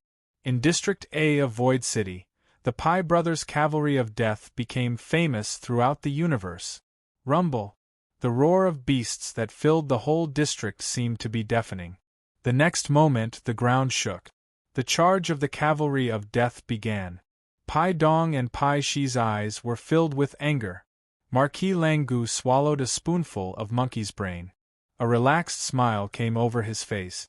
A tear trickled down the corner of his eye and slid down his gentle face. Owner Bu, save this delicacy for me. I'll be right back, Marquis Langu said. The next moment, he rose to his feet. Holding the rattle drum tightly in his hand, he walked out of the restaurant. So what if they were the cavalry of death? The real protection was the feeling he felt when the delicacy entered his mouth just now. So what if he had to become the enemy of the entire starry sky in order to protect it? In order to protect his momentary heartbeat, he had to make the entire starry sky his enemy. So what? From today onwards, delicacies would be his religion. Xiao Ai's jaw dropped as she stared at Marquis Langu in disbelief. At that moment, she felt the power from Marquis Langu. Was this still the Marquis Langu that she knew? District A Fairy Palace. Cursed Goddess Soul was clad in a white robe that spread out like a peacock's tail all over the ground. She sat on the ground and stared at a ball in front of her with a serious expression. She bathed and changed her clothes for this thing. She had brought it back from the Soul Demon universe, and it contained the essence. The power of the 7 great sins accumulated together. Pride, greed, gluttony. The power of the 7 soul overlords was gathered in this little ball. Dong dong dong, there was a light knock on the door. Cursed Goddess Soul's eyes shifted. Zhang Xian thought. The black ball instantly turned into a stream of light and entered her palm. It was her secret, given to her by the man who saved her from danger in the Soul Demon universe. It was her faith. Come in. Cursed Goddess Soul straightened her clothes and said. The door was pushed open. A delicate figure that seemed like it would be blown away by a gust of wind walked in. It was Duchess Tianlian. Soul, did you send the cavalry of death to kill you? Duchess Tianlian asked. This woman was actually very beautiful, not the kind of breathtaking beauty, but the kind that made people feel sorry for her. The fight for the successor has reached a critical moment. Can't I kill her? Soul rose to her feet. Dragging the long tail of her robe behind her, she walked to Duchess Tianlian's side, put her arms around her waist, and gently leaned her head against her chest. It's not that I can't. I just want you to show me some mercy. After all, you are all cursed goddesses, treasures that have rarely stood out among the many universes and survived. You are the treasures of Void City, Duchess Tianlian said. Leaning against Duchess Tianlian's chest, Soul sighed softly. There was a deep look in her eyes, and her face was cold. It's precisely because it's not easy to survive that I have to kill. The cursed goddesses are competitors. If I don't kill them, they will kill me one day. I have experienced too many betrayals and killings in the soul demon universe. Duchess Tianlian sighed again. Flowers wither and fly all over the sky, and no one will pity them. Of the 3 flowers competing for beauty, one will eventually wither. Duchess Tianlian patted Soul's thin body and closed her eyes, her long eyelashes fluttering. I'm here, and I will always support you. Don't be afraid. Rumble. The moment the cavalry of death moved, all the nobles in District A knew that the competition between the cursed goddesses had reached the stage of a showdown. Many nobles retreated. It was not easy for them to take a side in this kind of competition. Many nobles chose to remain neutral and wait and see for the time being. There were 3 cursed goddesses. In addition to Nethery, who was weak, there was another cursed goddess from the primitive universe. Although Nethery was not as powerful as cursed goddess Soul, she had the backing of the entire primitive universe. It was hard to say what the result would be. Soul, on the other hand, had taken the initiative to kill another cursed goddess, which was an unjust move. After all, the cursed goddesses shared the same origin. Rumble. The city shook as the cavalry of death trampled on the ground. The next moment, a group of black soldiers charged toward the restaurant as if they were going to crush it in a flash. Inside the restaurant, Marquis Langu walked out. Looking at the cavalry, his eyes narrowed. Dong, dong, dong, he took out a rattle drum and gently shook it. The corners of his mouth curved upward. Facing so many soldiers, he did not retreat a single step. I'll treat this battle as a greeting gift to Nethery. With such a chef who can create miracles by her side, perhaps, Nethery is not completely helpless. There might still be some suspense about the position of the candidate. Pai Dong and Pai Shi narrowed their eyes. They looked at Marquis Langu. Buzz phoenix feathers fluttered. The next moment, Pai Dong and Pai Shi knocked their bows and shot arrows. The bow was a pitch-black dragonbone bow. The arrow was a cold black phoenix feather arrow. Pai Dong grabbed the bow, and Pai Shi shot the arrow. The 2 brothers had a tacit understanding, and the arrow whistled through the air. The sound of an arrow whistled through the whole District A. The next moment, the arrow lowered its head and shot toward Marquis Langu. Behind the black feathered arrows was the majestic cavalry of death. Rumble. The black feathered arrow shot toward Marquis Langu. With a thump, it pierced the rattledrum in Marquis Langu's hand and galloped into the restaurant, heading straight for Yu, who was standing quietly beside Bufang. As for Marquis Langu, he was instantly engulfed by the cavalry of death. He was engulfed by the cavalry of death. He was trampled by countless savage beasts. Chapter 1741. A whistling sound rang out. Bufang sat indifferently on a chair, fiddling with the purple clay teapot in his hand. In the distance, a rattle-drum was pierced by a black-feathered arrow. It flew over with terrifying energy, and its target was Nethery. The void seemed to tremble under the impact of the arrow, and it seemed to be on the verge of shattering. The energy ripples continued to spread and spread in all directions. It was as if the void was collapsing, twisting, and distorting. Xiao Ai screamed. This was the attack of a chaotic saint-level expert. The joint attack of Pai Dong and Pai Shi was comparable to that of a marquis. That was why Xiao Ai screamed. Your Excellency Nethery, run! She screamed, trying to warn you. Under the arrow, she didn't even dare to move. All she could do was scream. She could even imagine the miserable look on Yu's face after being pierced by the arrow. Her heart was filled with fear. Yu's pupils constricted. A chill was spreading from the soles of her feet, making her feel cold to the bone. It was a black-feathered arrow. It was made from the feathers of a 2-headed black phoenix. It was extremely powerful, and it also contained terrible curse and corrosive power. Marquis Langu's rattledrum was no ordinary drum, but it was pierced by the arrow. Ghostly green curse snakes slithered out of Yu's body. She was trying to block the arrow.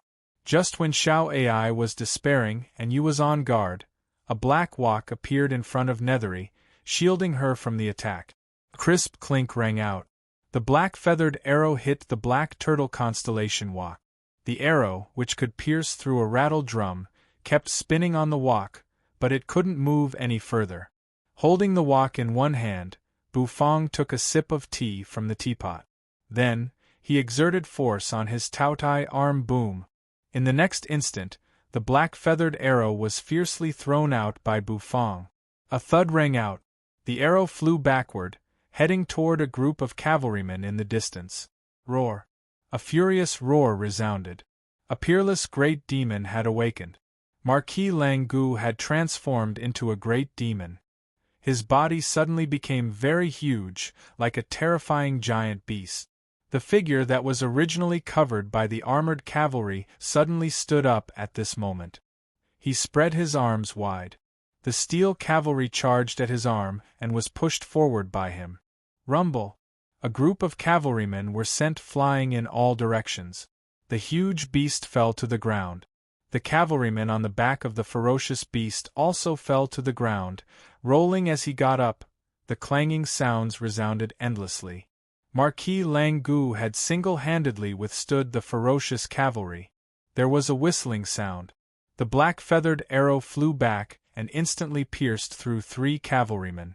They were nailed to the ground, fresh blood flowed out. Bang! Bang! The peerless great demon thumped his own chest, emitting a thunderous sound.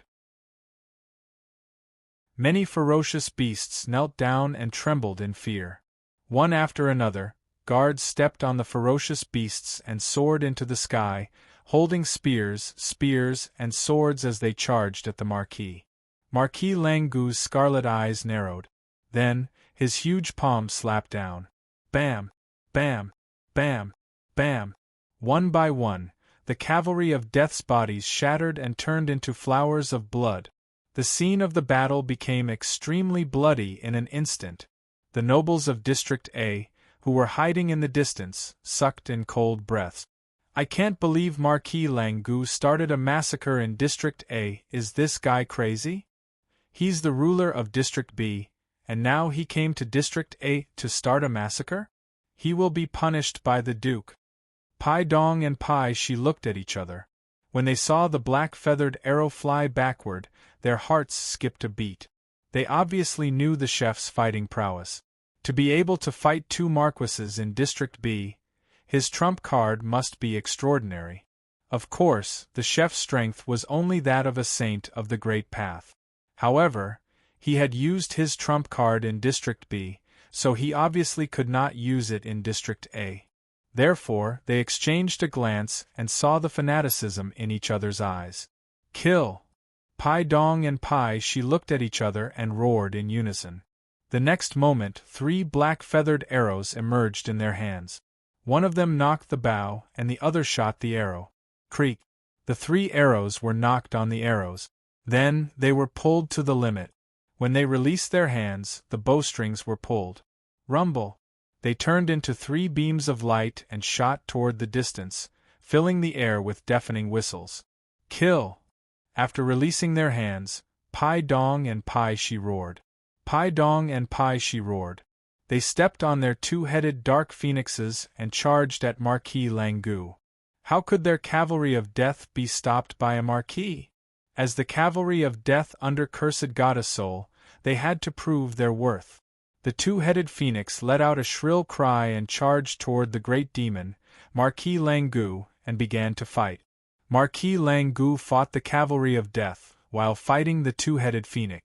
The phoenix flapped its wings and kept slashing its claws, leaving one claw mark after another on the great demon's body. Blood splashed everywhere.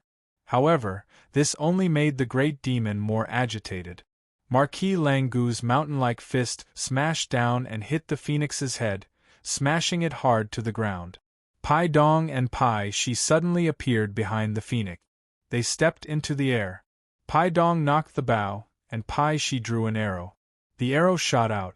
Slash! It pierced through Marquis Langu's chest. With a thud, the arrow pierced the great demon's chest and fell to the ground, blood gushing out of the wound. The 3 arrows shot out earlier were closing in on you, who was in the restaurant. Again? Xiao Ai was already scared out of her wits. However, she moved in front of you, closed her eyes, spread her arms, and stood in front of you. As long as Her Excellency Nethery is here, Xiao Ai will be here. Xiao Ai thought to herself. The black wok appeared again. It stood in front of Xiao Ai. 2 arrows darted about in the wok. The last one dodged the black wok and shot toward Bufang. Am I the target? How cunning! Bufang said faintly. Splash! The tea in the teapot swayed. With his hands clasped behind his back, Bufang looked at the black arrow. Boom! When the arrow was 1 inch away from his body, the vermilion robe let out a cry. Bufang's hair fluttered. Behind him, a vermilion bird spread its wings and soared into the sky. Its cry lingered in the 9 nether abyss. The spinning black-feathered arrow soon stopped spinning, and with a plop, it fell to the ground. Bufang exerted his strength. He threw the black wok out. Carrying the 2 arrows, it flew out of the restaurant. Boom! The black turtle constellation wok kept spinning. Buzz, the dragon bone kitchen knife appeared and slashed down from the sky. It drew a horizontal line 1 meter in front of the restaurant. Those who cross the line will die. Bufang gulped down a mouthful of tea. With his hands clasped behind his back, he stepped out of the restaurant and stood at the door. Buzz, the black turtle constellation wok flew out.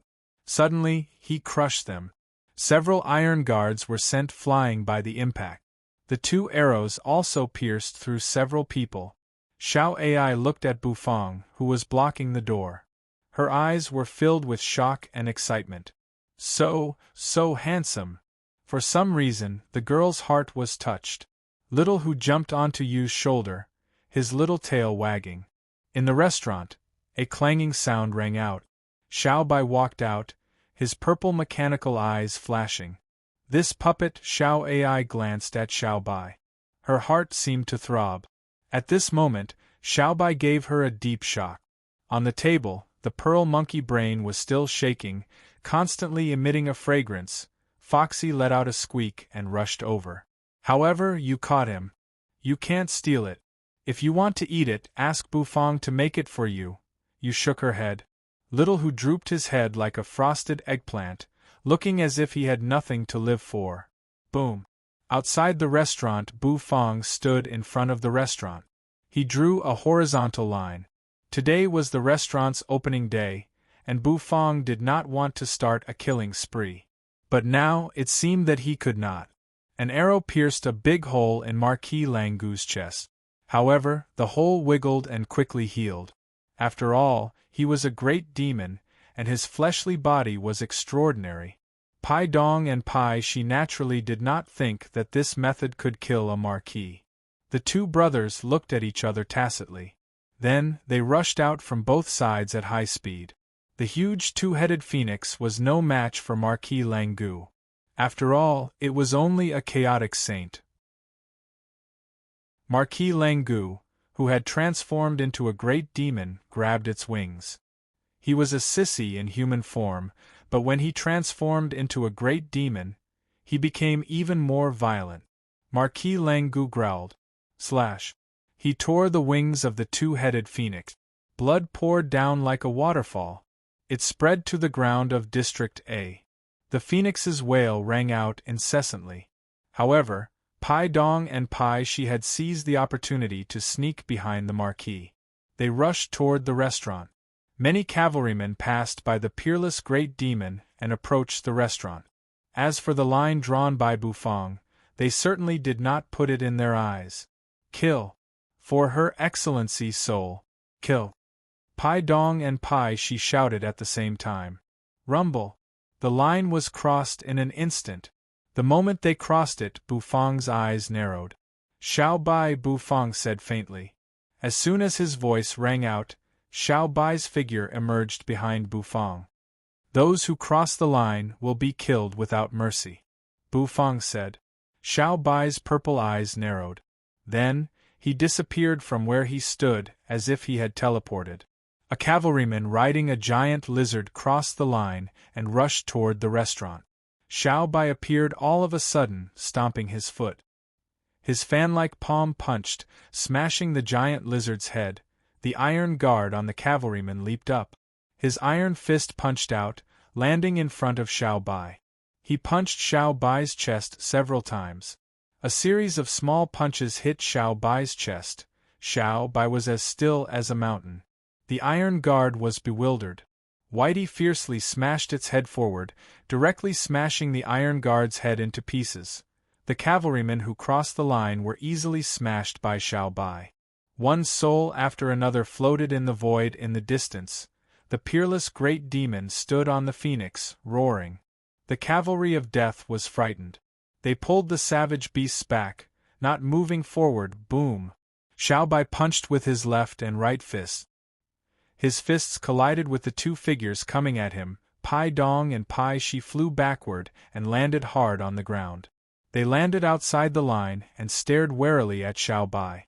Xiao Bai stared at them with his purple eyes, unmoving like a mountain. The peerless great demon roared and forced the cavalry of death to retreat. Marquis Lang Gu had also fulfilled his promise. He had single-handedly deterred an army and forced them to retreat. Pai Dong and Pai Shi stared warily at Xiao Bai, then glanced at Bufang, who was standing next to Xiao Bai. This restaurant had stopped their cavalry of death. Creak! Suddenly, Pai Dong and Pai Shi's hearts skipped a beat. They raised their heads and looked behind them. A chariot rumbled. Behind the chariot were many experts. Both of them were overjoyed. "It's Her Excellency Soul," Pai Dong and Pai Shi said. Cursed goddess Soul, clad in a tight robe, rode the chariot with a cold face. Her eyes were cold as she stared at the cavalry of death, the great demon, Bufang, and the restaurant. Ting-a-ling, cursed goddess Soul stood behind her. A thin figure stood there quietly. Although he was thin, he seemed to be connected to the universe. All the nobles who were watching sucked in their breath. They knew that the restaurant was finished. The thin figure was none other than Duchess Tianlian. The Duchess of District A had finally appeared. Chapter 1742. The Duke of District A. Duchess Tianlian. Cursed goddess Soul's backer was the Supreme Duke. As soon as the woman appeared, all the nobles sucked in their breaths. They knew that everything was over. Even with Marquis Lang Gu's help, even if that iron puppet could fight the Pai brothers, there was no suspense. There was no suspense in the face of a duke. Standing in the chariot, Soul stared coldly at Bufang.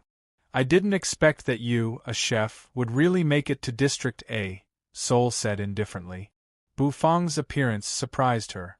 She was surprised by Bufang's appearance. However, as cursed goddess Nethery's only reliance apart from Duchess Yunlan, Bufang did not surprise her that he could survive until now. She had sent many experts to deal with him. But at least this was interesting, wasn't it? Bufang shook his head. Bufang had nothing to say about cursed goddess Soul. This woman wanted to kill you. How could Bufang stand by and do nothing? Therefore, he was too lazy to say anything when they were not on the same wavelength. That made Bufang look even colder. Soul did not pay any attention to Bufang. You walked out of the restaurant with Xiao Ai and stood at Bufang's side. She raised her head and stared at Soul fearlessly. They were both cursed goddesses, but their statuses were as different as heaven and earth. Soul's influence in Void City was far superior to Yu's. Apart from the Duke's support, you could not even see Soul's tail. Soul did not regard Nethery as a competitor at all. The only opponent she cared about was the one in the primitive universe. However, Soul did not mind getting rid of you first. It was always better to have one less competitor. Soul looked at Marquis Lang Gu, who had transformed into a giant demon. Marquis Lang Gu, you disappoint me. Why are you standing against me? Soul frowned. Buzz, Marquis Lang Gu had transformed into his human form. She wrapped herself in her clothes and sighed. Lady Soul, little Moti's death was a huge blow to me. You know I was close to little Mot. Marquis Langu said. But you don't have to stand against me. If you do, you'll be consigned to eternal damnation. Sol said. She stood on the chariot, her aura fluctuating. Anyone who stood against her would die. I was a little confused before, but now I'm sure of it. Perhaps it's because of faith. Marquis Langu said. What a joke. Your faith should be me. Sol said. Her voice was filled with savagery. However, no one felt that there was anything wrong with this arrogance. Aunt Lien. Kill them. Sol said. With Aunt Lien around, killing these people was simply a piece of cake. He even opened a restaurant in District A. There's no need for such a heretic to stay. Sol said coldly. The ancient beast pulling her war chariot also roared. The nobles were silent. The appearance of cursed goddess Sol had completely decided the outcome. Duchess Tianlian's appearance had completely tipped the scales of victory. If Nethery's protector were here, perhaps they could still put up a fight. But Duchess Yunlan was nowhere to be found. There was no suspense in the outcome of this battle. How could they fight? A marquis, an iron puppet, and a chef. Did they want to defeat a top chaotic saint existence? What a fool's dream! Duchess Tianlian sighed softly. She gave you a deep look, whose expression did not change. In fact, she quite admired you. What a pity, she flicked her finger. A petal suddenly fell from Duchess Tianlian's hand and pressed down on the crowd below. Marquis Langu's pupils constricted. A duke. There was an insurmountable gap between a duke and a marquis. It was not as small as the gap between a count and a marquis. In fact, every duke was a top expert in Void City, an existence that no one dared to offend. Countess Xiaqiu was very strong, not weaker than a marquis. However, even the strongest of the three marquises could not touch the level of a duke. For countless eras, there had only been 3 dukes in Void City, because it was too difficult to advance at their level. Today, I'll have a taste of the power of a duke. Marquis Langu roared. His clothes were torn again, and he had transformed into a great demon. Then, he slapped the ground with both palms and rushed toward the pedal. Duchess Tianlian sighed. She looked indifferently at Marquis Langu, who had transformed into a great demon. The latter charged forward. Then, he collided with the pedal. However, the light pedal made the great demon feel extremely heavy. It was as if it was carrying the whole starry sky. His legs became extremely heavy, and they sank into the ground. Marquis Langu, who had transformed into a great demon, was constantly being oppressed, and he gradually returned to his human form. With a ripping sound, he coughed up a mouthful of blood and flew backward.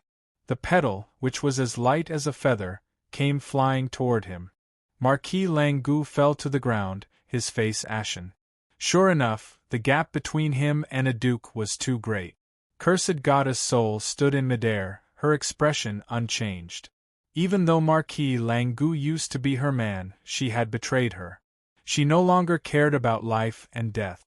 When Marquis Langu begged her, she had the ability to help him. However, Marchioness Modi's death was not necessarily a bad thing for her. The death of a marquis meant that there was an empty marquis position. A marquis position was enough to make many people fight for it. She could provide the position to these competitors as long as they supported her. Therefore, for her, Marchioness Modi's death was actually a good thing. She had refused Marquis Langu's request. That had led Marquis Langu to the opposite side. However, because of this, she had gained a lot of support. She had not suffered a loss this time. Buzz, the pedal flew over. The void cracked inch by inch, and it was the kind of silent collapse. This simple pedal seemed to carry a supreme power. Bufang felt the pressure. His pupils constricted. Xiao Bai's mechanical eyes flashed, and a purple light shot into the sky. Buzz!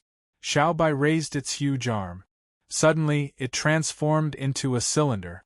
At the center of the cylinder was a black hole, and a purple ray shot out of it. The ray collided with the petal in an instant. It was no ordinary petal. It carried a wisp of Duchess Tianlian's chaotic energy. That wisp of primal chaos aura was even heavier than a star. Rumble. The ray hit the ray and caused it to tremble violently. However, it stopped the petal from moving forward. Xiao Bai's mechanical eyes narrowed. Duchess Tianlian was a little surprised and incredulous. Her attack was actually blocked by a puppet. This scene caused many people to be astonished. The nobles in the distance were in an uproar. Even Marquis Langgu could not block the petal, but it was blocked by a puppet. However, when they thought of the scene when the puppet fought Marchioness Modi, they understood why. Xiao Ai clutched Yu's arm tightly. She was extremely nervous. She did not expect that the cute Xiao Bai could unleash such a powerful force. It really hides its strength. Rumble. The petal kept drifting forward. The ground under Whitey's feet cracked, and its body kept moving backward. It was about to move into the restaurant. Bam! It was obvious that Whitey was having a hard time dealing with the Duke. Bufang took a deep breath. His eyes narrowed. Qilin had told him about the terror of District A. However, there was nothing he could do about it. He could not stay away from District A just because it was terrifying. Cowering was not Bufang's style. In that case, he would give it a try. Ever since he had developed this thing with Niu Hansan, he had not used the perfect chaos pot of creation. Today, he would give it a try. Bufang's mind flickered. His mental force from the starry sky spread out. Buzz, heaven and earth were torn apart. Terrible energy spread in an instant. The chaos pot of creation slowly emerged from the system's storage space. That thing could only be left in the system's storage space, which had an extremely strong balance. If it stayed in the heaven and earth farmland, it might cause the whole world to be destroyed by the violent energy. Rumble. Marquis Langgu's heart shuddered. He felt terrified. He turned to look at Bufang in disbelief. Does this chef have an even more terrifying trick? He felt as if he was facing a duke. Cursed goddess Soul frowned as well. There are too many unbelievable things about this chef. Aunt Lien, she said. She wanted Aunt Lien to kill the chef as soon as possible, lest something bad happened. Rumble. The ground around Bufang began to crack, and the rubble was destroyed. The terrible power made sweat trickle down Bufang's forehead. In fact, Bufang did not want to use it. He was afraid that half of Void City would be destroyed. However, now that he had been forced to this extent, he couldn't just watch everyone get killed, could he? Good heavens, Marquis Langgu's heart was racing, and his legs were weak. A great sense of crisis was spreading. What exactly is that chef going to do?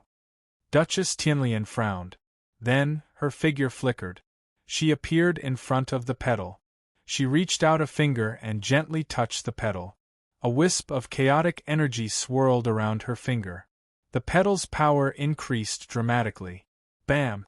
Xiao Bai was defeated in an instant and he fell to the ground. The purple rays disappeared, and steam rose from the petal.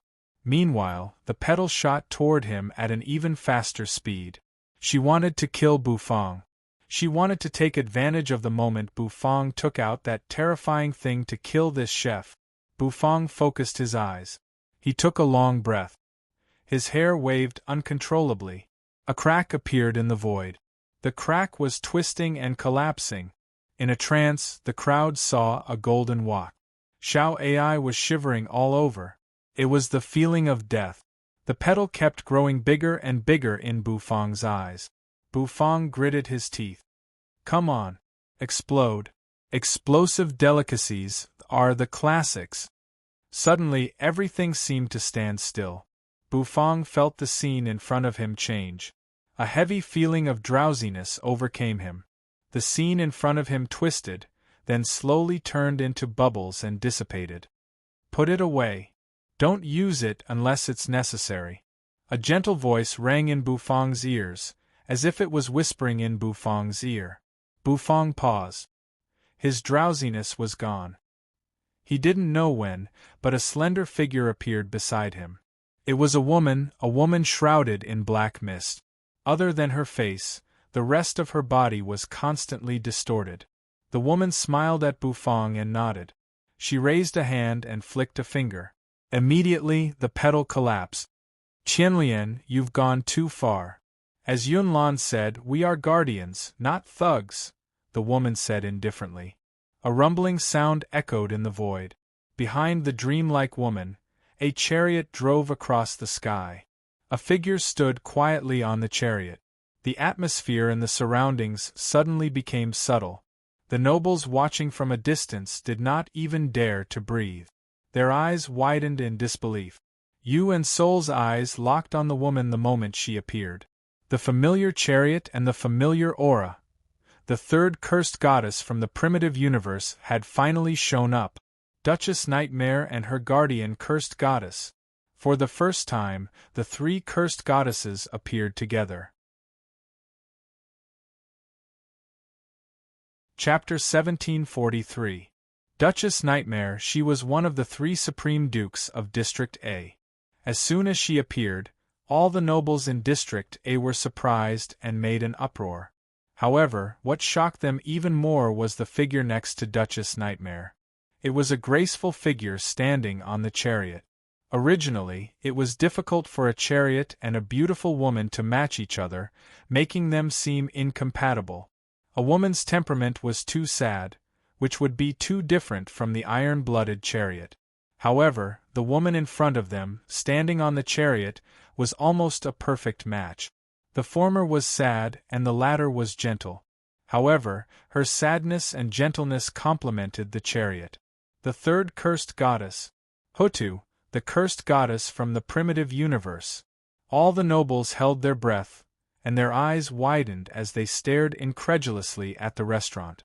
All the nobles held their breath. Their eyes widened as they stared incredulously at the restaurant. The three cursed goddesses had appeared at the same time. Three cursed goddesses had appeared at the same time. Three cursed goddesses have appeared at the same time. Her Excellency Sol, Her Excellency Netheri, and Her Excellency Hutu. I can't believe the three cursed goddesses have appeared at the same time. Many people couldn't believe what they had just seen. They had imagined that the three cursed goddesses would fight each other, but they did not expect it to happen so quickly. Moreover, it seemed that the two cursed goddesses had joined forces to deal with Her Excellency Sol. This was really exciting. Duchess Tianlian focused her eyes and gave Duchess Nightmare a sad look. They were both dukes, and they knew very well that they could not do anything to each other. Therefore, after exchanging a glance, Duchess Tianlian did not continue to attack. There was no need for her to do so. Sol's eyes narrowed. Duchess Nightmare, she could not do anything to one of the three top dukes of District A. Tianlian, did you lure Yunlan away just to kill a cursed goddess? Have you forgotten our mission? Duchess Nightmare looked at Duchess Tianlian with a frown. Duchess Nightmare looked like a dream, like a cloud of black smoke. Duchess Tianlian sighed and did not attack again. Standing on the chariot, Hutu glanced at Sol. The gazes of the two cursed goddesses collided inexplicably. Bufang glanced at Hutu. Was she a cursed goddess of the primitive universe? Strictly speaking, he could also be considered to have come from the primordial universe. Bufang had naturally heard of the name of Hutu, which was well known in myths and legends. However, Bufang did not expect that the latter would be a cursed goddess. Of course, there might be a connection between the two, but Bufang wasn't too sure. The appearance of Duchess Nightmare was probably to stop the battle. This battle was probably not going to happen. However, Duchess Nightmare wouldn't help him fight Duchess Tianlian. The most likely outcome of this battle was that everyone would leave in peace. Do what you have to do. However, if Cursed Goddess Sol insisted on fighting, it would be hard to say who would win. However, at least Bufang didn't take out the chaos pot of creation. He didn't know how powerful that thing was. If he could avoid it, it would be best not to. She's finally here. Cursed Goddess Hutu. Cursed goddess Soul looked at the graceful woman on the chariot and exhaled slowly. This was the first time they met, so it was a little unexpected. The latter's calmness was completely beyond her imagination. Hoda didn't seem to care about anything. She had a kind of grace and nobility about her. She just glanced at Soul and said no more. The cavalry of death stood behind cursed goddess Soul, their auras fluctuating. Marquis Langu also transformed into his human form and rose to his feet. As a duke, he naturally had nothing to do with the duke's fight. However, it was hard to say who would win this battle. If Duchess Tianlian kept Duchess Nightmare busy while the others fought, that might be a real problem. It seemed that cursed goddess Soul really had such a plan and thought. Rumble! Heaven and earth rumbled. All of a sudden, the void was torn apart. A voluptuous figure emerged from the void, stepping on the void as she walked over step by step. She was a graceful and elegant noblewoman with a profound temperament. As soon as she appeared, all the nobles sucked in their breaths. Duchess Yunlan had also appeared. 3 cursed goddesses, 3 dukes, and they all appeared in front of the restaurant at the same time. This battle had made the restaurant famous, and it had alarmed Void City. Duchess Yunlan's face was unsightly as if she was holding back her anger. Duchess Tianlian's expression flickered when she saw Duchess Yunlan. She knew that it was basically impossible to kill Nethery today. What a pity! It's such a good opportunity. In the sky, Duchess Yunlan gave Soul a cold look. Your heart is not in the right place. A person like you is not qualified to inherit the throne of Void City. Duchess Yunlan shook her head in disappointment. Cursed goddess Soul's expression did not change, but it was much colder. All of her plans, all of her schemes, had failed at this moment. She did not expect that the chef would be able to stop her cavalry of death.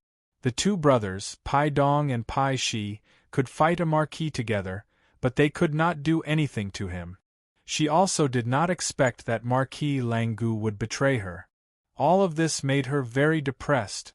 She gave you a deep look, then glanced at Bufang. After that, she turned and left with her cavalry. The cavalry of death thundered, and Soul slowly disappeared amidst the army of cavalrymen. Although she seemed to have suffered a loss in this battle, she was arrogant as if she was the victor. The nobles sucked in their breath. Her Excellency's Soul had retreated. She had given in. The nobles could not believe it. What did this mean? It meant that the competition for the position of Cursed Goddess had entered a white-hot stage. The restaurant had been perfectly preserved. Just like that, the first restaurant in Void City had established itself in District A, right under the nose of the Queen of Curses. Duchess Tianlian nodded at Yunlan and Nightmare, then sped into the distance. At this point, Soul's forces had all retreated. In midair, Duchess Nightmare and Duchess Yunlan greeted Bufang. Hutu, on the other hand, hovered beside Bufang. She looked straight at Bufang with her beautiful eyes, causing Bufang to be a little stunned. It's rare to meet someone from the primitive universe in Void City. I've been away from the primitive universe for a long time. I wonder how everything is? The woman said. Bufang paused. She had asked him about the primitive universe, but Bufang really did not know. Then again, according to Tong Tian, there were many almighty experts in the primitive universe, so it should be fine. Perhaps the invasion of the soul demons was a little troublesome for the primitive universe. But it was not a big problem. Huda sighed, and a nostalgic look appeared in her eyes. Then, she put her hands behind her back and left. In fact, she was competing for the throne only to return to the primitive universe. To return to the place where she grew up. This was her only goal. Let's go, Nightmare. Huda did not talk too much with Bufang. After a few words, she left. Before leaving, Huda glanced at Nethery and nodded slightly. She seemed to notice that you were different from Soul. Soul's desire for the throne was almost paranoid. Cursed Goddess Nethery, on the other hand, did not seem to have any desire for the throne. Huda could see through people's minds. So, for some reason, she had a good impression of you. Both of them nodded in greeting. Then they left. Huda stepped on the chariot, and Nightmare turned into a puff of smoke and drifted away. Duchess Nightmare's faint voice could still be heard in the void. Hutu. That soul seems to have something to do with the soul demons. I hate soul demons the most. You have to work hard and win the throne. Got it, Huda's indifferent voice answered her. Her vision returned. Duchess Yunlan descended and landed beside you. She looked you up and down and only breathed a sigh of relief when she found that the ladder was unscathed. Fortunately, you're all right. I can't believe I was tricked by Heaven's pity with her black hole and was trapped for a while. When Xiao Ai saw Duchess Yunlan, she immediately burst into tears. She rushed over and hugged Duchess Yunlan's thigh. Her days without Duchess Yunlan were filled with trepidation. She and you had almost lost the chance to see Duchess Yunlan. The noblewoman seemed to have a good relationship with Xiao Ai. After comforting her, she turned to Bufang. She glanced at Bufang, then at the restaurant behind her. The noblewoman could not help but burst out laughing. You really opened a restaurant in District A. You're crazy. Bufang twitched the corner of his mouth as he looked at the noblewoman, who could not stop laughing. Then, he returned to the restaurant with Xiao Bai and the others. Marquis Langu, wrapped in a robe, trotted to keep up with them. However, when Duchess Yunlan saw him, she took him away and greeted him. Marquis Langu felt wronged. He was originally a subordinate of Seoul, but now that he had joined Yu's side, he naturally had to be greeted. I'm under a lot of pressure when a duke greets me. It was an uproar of a great battle. Just like that, the battle between the three cursed goddesses came to an end. All the nobles were a little stunned. Many people had thought that the battle would be one-sided. The weaker cursed goddess, Nethery, might be completely removed from the list by Seoul. However, the situation had become confusing once again. The heir of the Queen of Curses and the throne of Void City were still up for debate. Cursed Goddess Seoul occupied 60 to 70% of the power in Void City. Hutu, the Cursed Goddess, occupied 30 to 40% of the power in Void City. Nethery, the Cursed Goddess, had occupied a restaurant in Void City. Many people had strange expressions on their faces. Although Nethery had escaped the disaster, she was not the only one. However, she was just struggling at death's door, and the final outcome would not change. How far could she go by relying on a restaurant? Besides, whether or not this restaurant could continue to operate was another matter altogether. As for Bufang's restaurant, the nobles all chose to wait and see. Unlike Marquis Langu, they did not enter the restaurant unscrupulously and eat delicious food. Many nobles sent their men to keep an eye on the restaurant. Peace was restored in front of the restaurant. Marquis Langu rubbed his hands impatiently and stepped into the restaurant. He still had some pearl monkey brains left. After a hearty battle, being able to taste delicious food was truly too blissful. The noblewoman followed behind Nethery, curiously stepping into the restaurant. She really didn't expect Bufang to really open a restaurant in District A. She was no stranger to this chef. Back then, you had picked him up from the restaurant. But now, Bufang had opened his restaurant here. Interesting. How brave of you to open a restaurant under the Queen of Curses' nose. The noblewoman looked at Bufang and said. Of course, she was more curious about why the Queen of Curses was indifferent to this restaurant. Was there something strange about this restaurant that she didn't know about? Many of the cursed goddesses she had summoned were taken away from the restaurant. She was no stranger to restaurants. However, the only people who could really open a restaurant in Void City were those who could not. Bufang was the only one who could. Bufang was the only one who dared to open a restaurant under the Queen of Curses' nose. The noblewoman didn't stay long. Soon then, she left the restaurant with Nethery. If you wanted to stand out in the competition among the cursed goddesses, you needed to keep getting stronger. The noblewoman, on the other hand, was to take you to become stronger. As for Xiao Ai, she was left in the restaurant. Under her lifeless gaze, she gloriously became a waitress in the restaurant. At the same time, Bufang's restaurant had officially opened in Void City. Of course, it was not unexpected at all.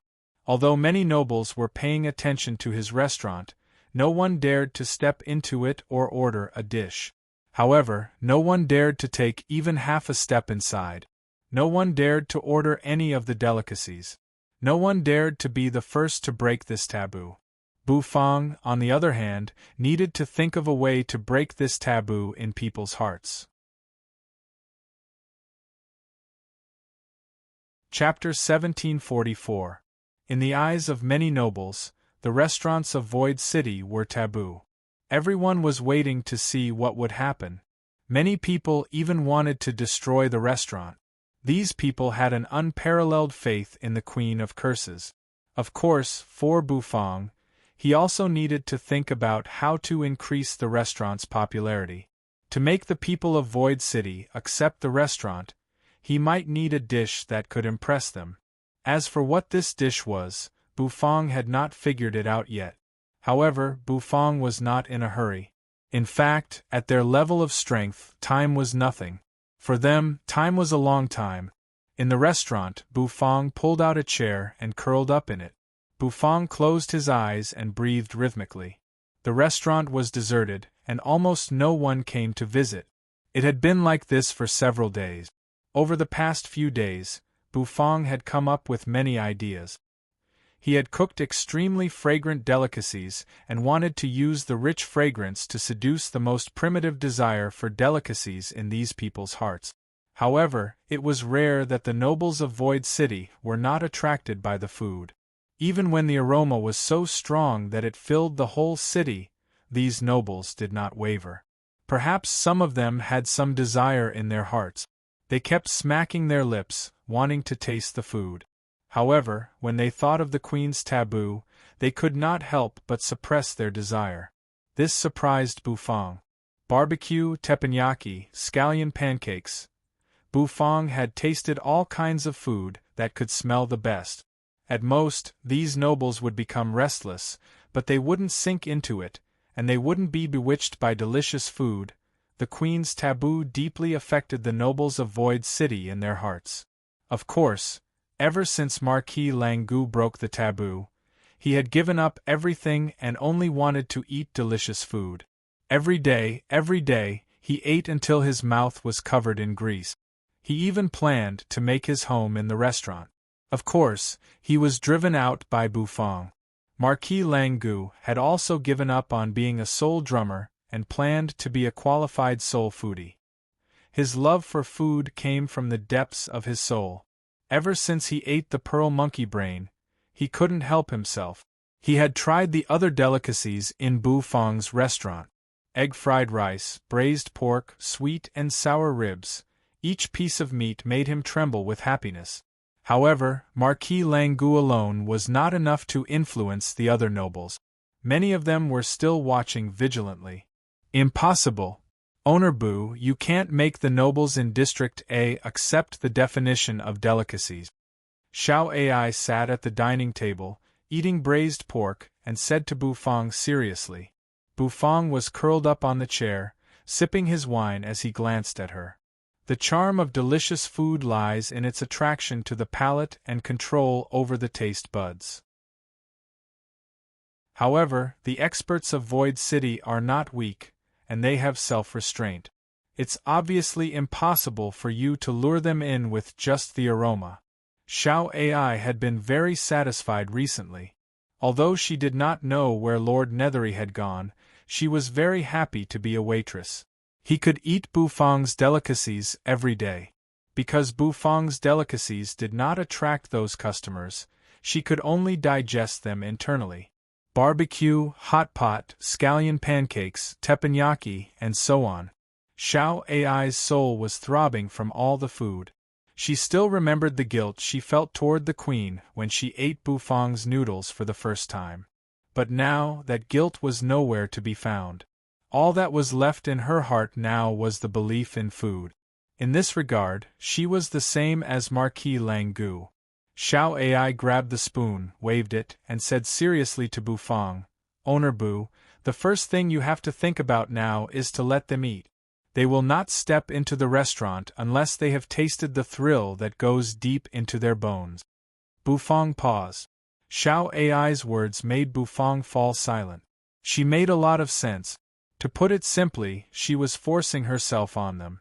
Her words were crude, but her reasoning was not crude. She had to let them taste the delicacies first. Bufang nodded. He toyed with the wine glass in his hand and drained it in one gulp. "But they won't easily taste normal delicacies. Then cook unusual delicacies.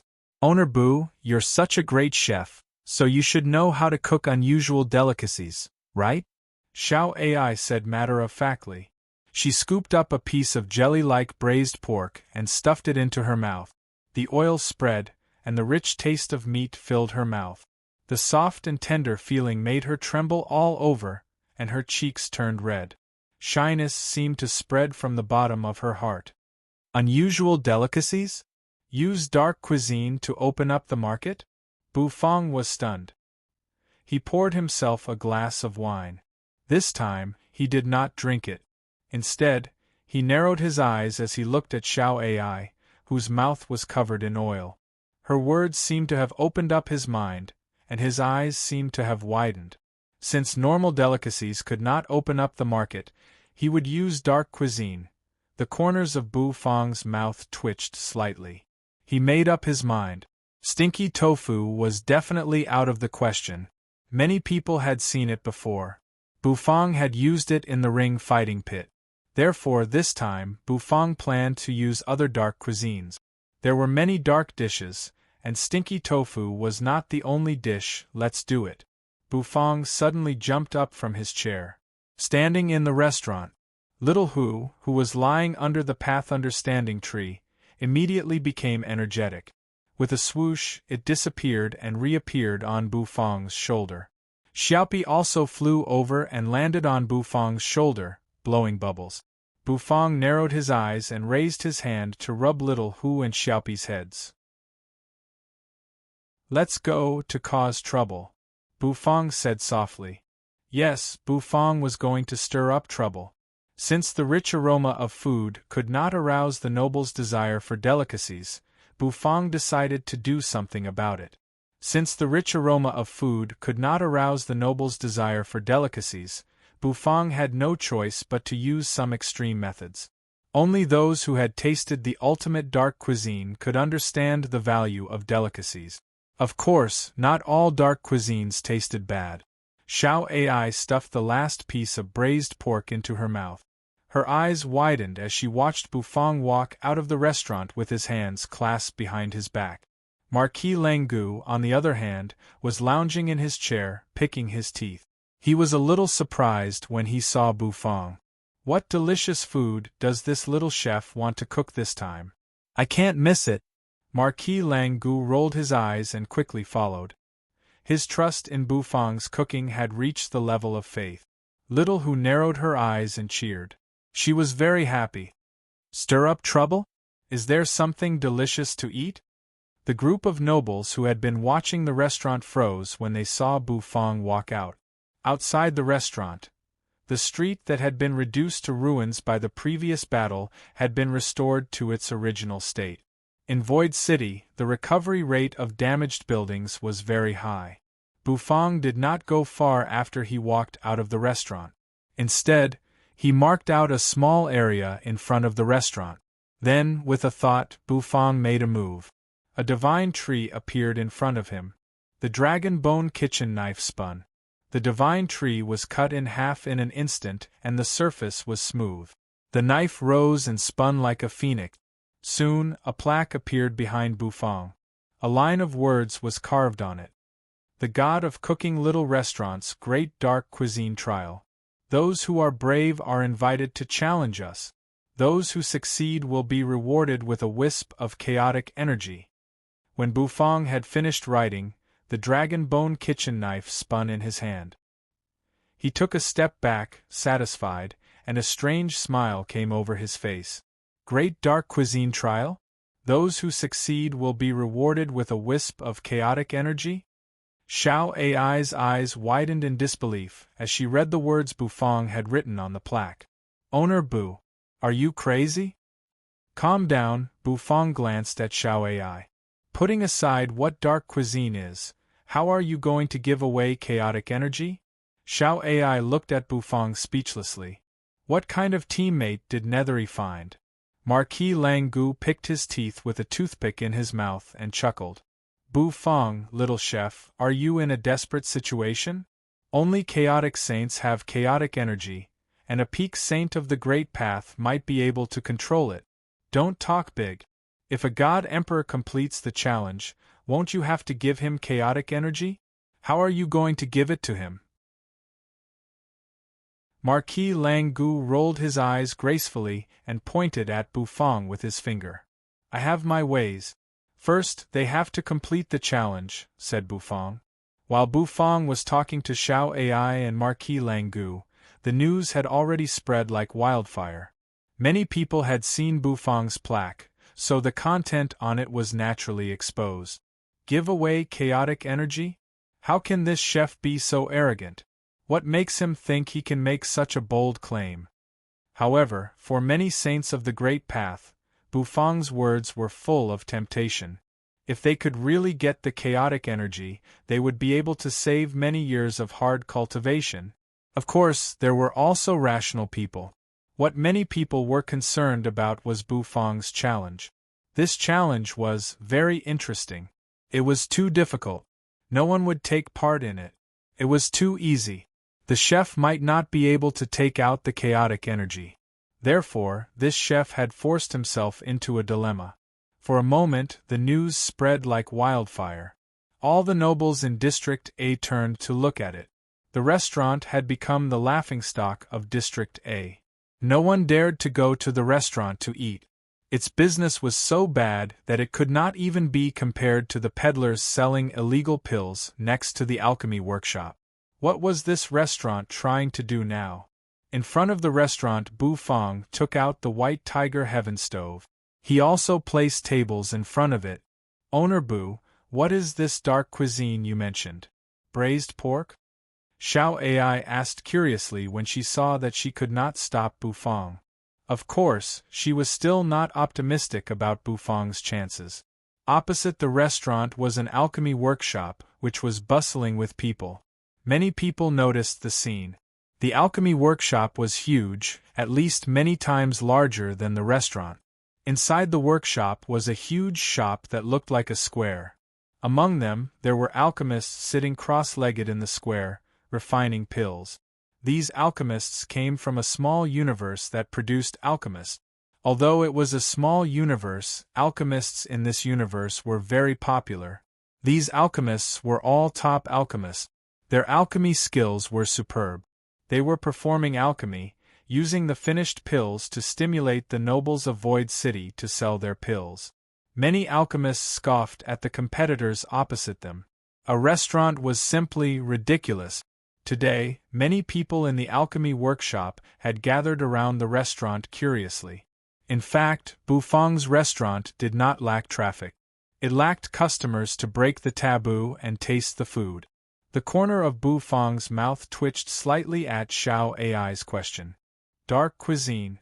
You know stinky tofu, right? Bufang pursed his lips. I know. It smells really bad, but it tastes really good. Xiao Ai nodded and smacked her lips. Clearly, stinky tofu had left a deep impression on her. In the world of dark cuisine, stinky tofu is only the beginning.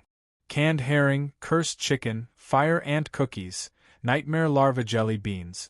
These are the highlights. These dark cuisines are the first step to breaking the taboo. The corners of Bufang's mouth curved upward, and his eyes gleamed with the light to stir up trouble. Xiao Ai froze. She felt her hair stand on end just by listening to the jargon that came out of Owner Bu's mouth. So, Owner Bu was going to do something big. Chapter 1745. Can dark cuisine really break the taboo? Xiao Ai stared blankly at Bufang, who had the corners of his mouth curled into a confident smile. She had never heard of those technical terms, but they did not sound like gourmet food. Seeing Xiao Ai's confused look, Bufang touched his chin and did not explain much. He didn't explain too much. You'll know soon enough.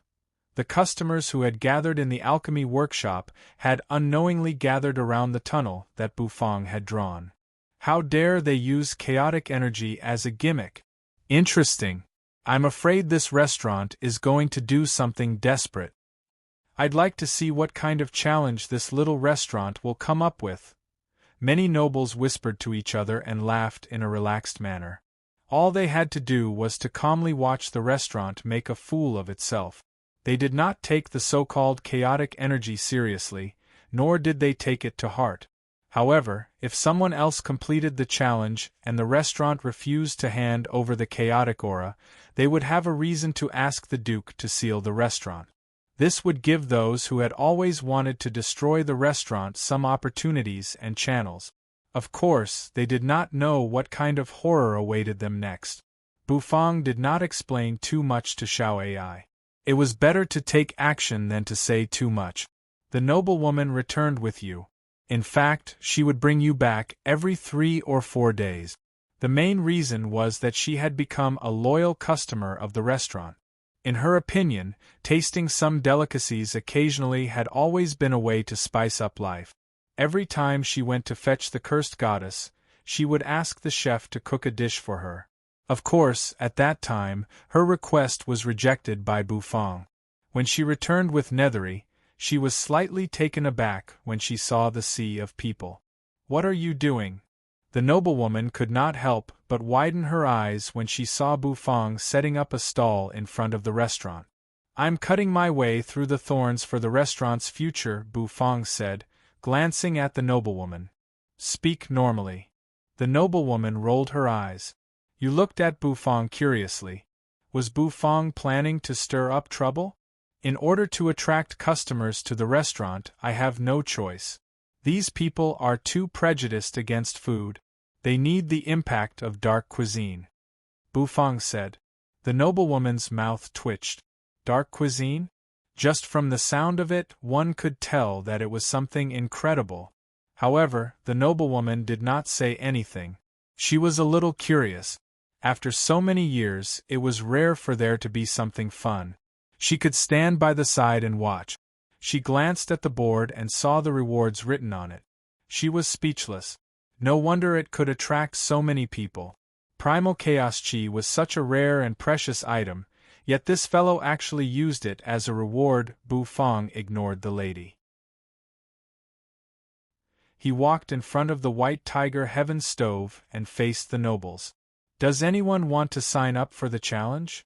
The first round of registration will be limited to 10 for now. Bufang said. As soon as these words were spoken, it caused an uproar below the stage. The nobles whispered to each other. Many people did not trust Bufang and felt that Bufang might not be able to fulfill his promise.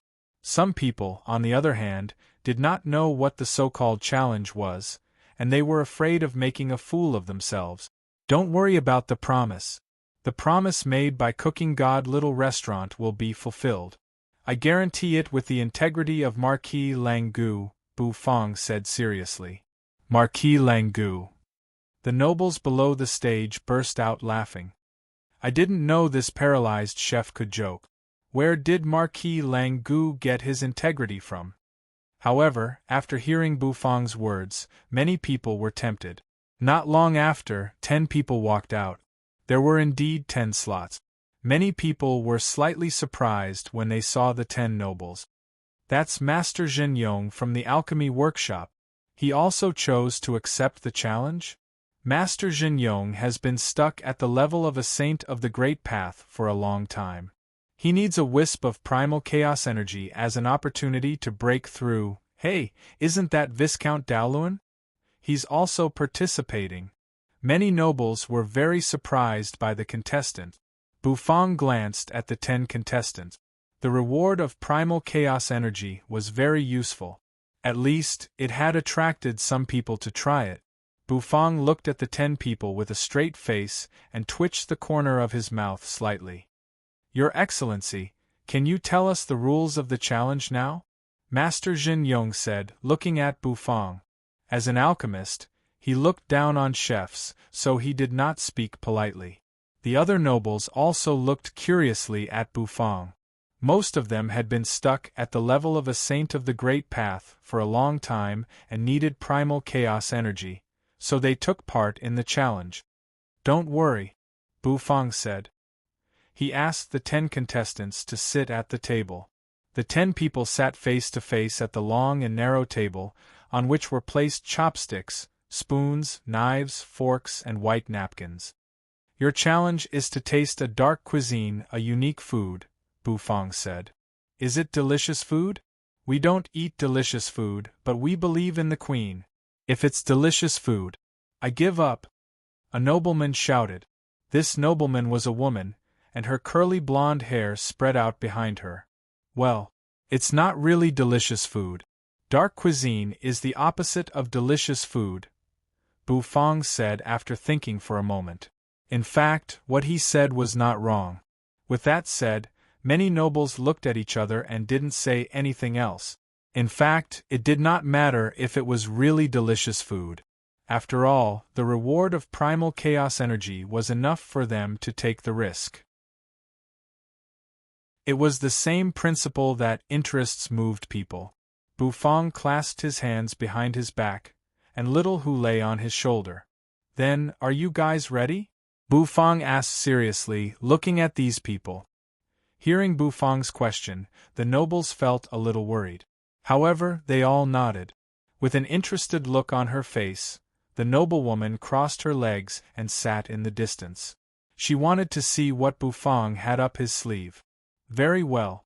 Let's begin the challenge of the first dark cuisine. I wish you good luck, Bufang said. Then, Bufang turned around and walked in front of the white tiger heaven stove. Bufang already had the idea of the first dark cuisine in his mind. This dish was even more brutal than stinky tofu. Only those who had experienced it personally would understand that kind of bitterness. Bufang's mind flickered. He exchanged for a can of herring from the system. It was a classic Swedish canned fish, of course. In addition to the can of herring, Bufang also exchanged for several herrings from the system. Thinking of the next dish, Bufang was a little excited. He played with the can of herring in his hand. It did not leak, so there was no smell that would make people despair. Bufang did not intend to let it leak so early. His hand shook. He used the exquisite spirit wheat from the heaven and earth farmland to make dough. Kneading and making dough were the normal steps of making pastries. Many people didn't take it seriously, and there were even some who frowned. Is this chef trying to take advantage of this opportunity to trick them into eating delicious food? Some people had this doubt in their hearts. Impossible. We've endured for so long. How could we be deceived by such a trick? Let's see. This chef should have more tricks. He put the dough aside and let it rise. Bufang took out a silver herring. The dragon bone kitchen knife appeared in his hand, twirling it. After that, Bufang began to process the herring in his hand. After removing the internal organs, he cut the herring in half, took the upper half, and wrapped the herring's head. Bufang deliberately made the herring's eyes brighter. He stuffed the marinated herring's upper body into the dough, leaving the herring's head exposed. One by one, he inserted them into the dough. They could see the herring's bright eyes looking at the sky. He took the can of herring. Bufang narrowed his eyes, looking around. Then, he released his mental force, wrapping the can to prevent the smell from leaking and causing discomfort. Swish! Bufang opened the swollen can of herring.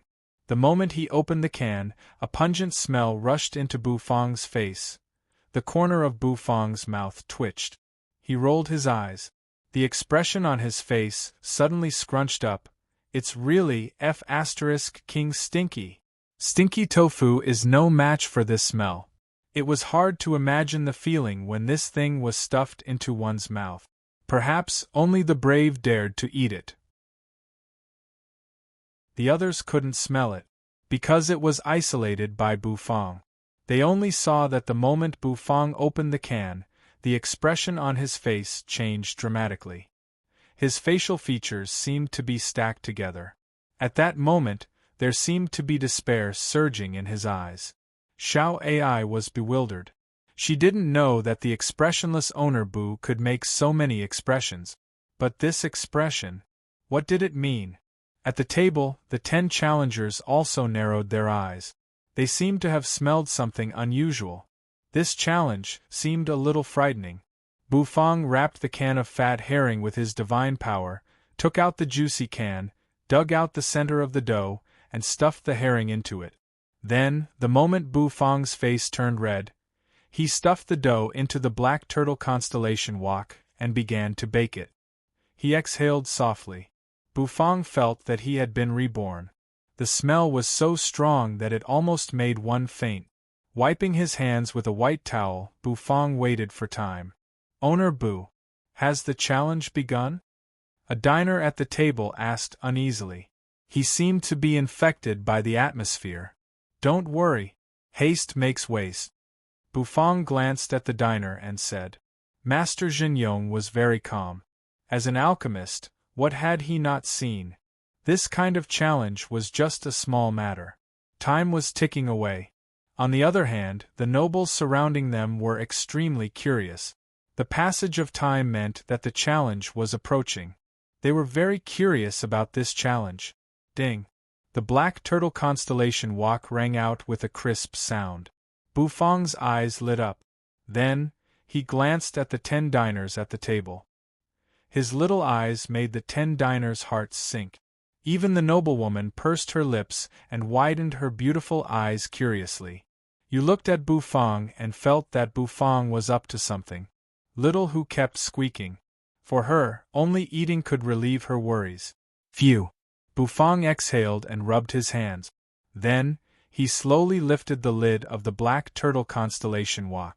Little Hu put her head in front of the wok, her eyes wide and her mouth watering.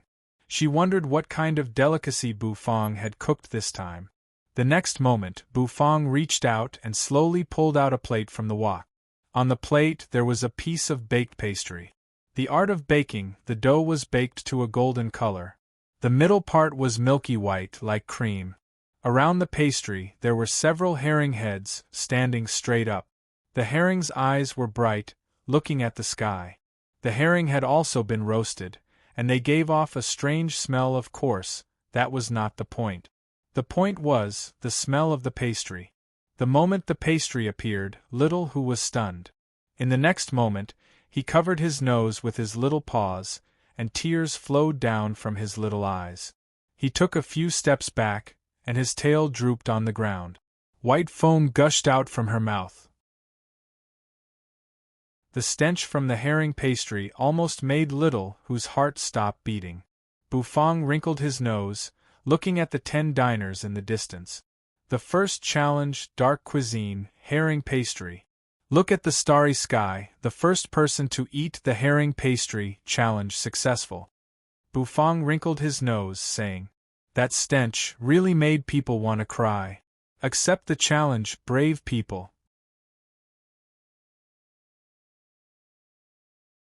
Chapter 1746.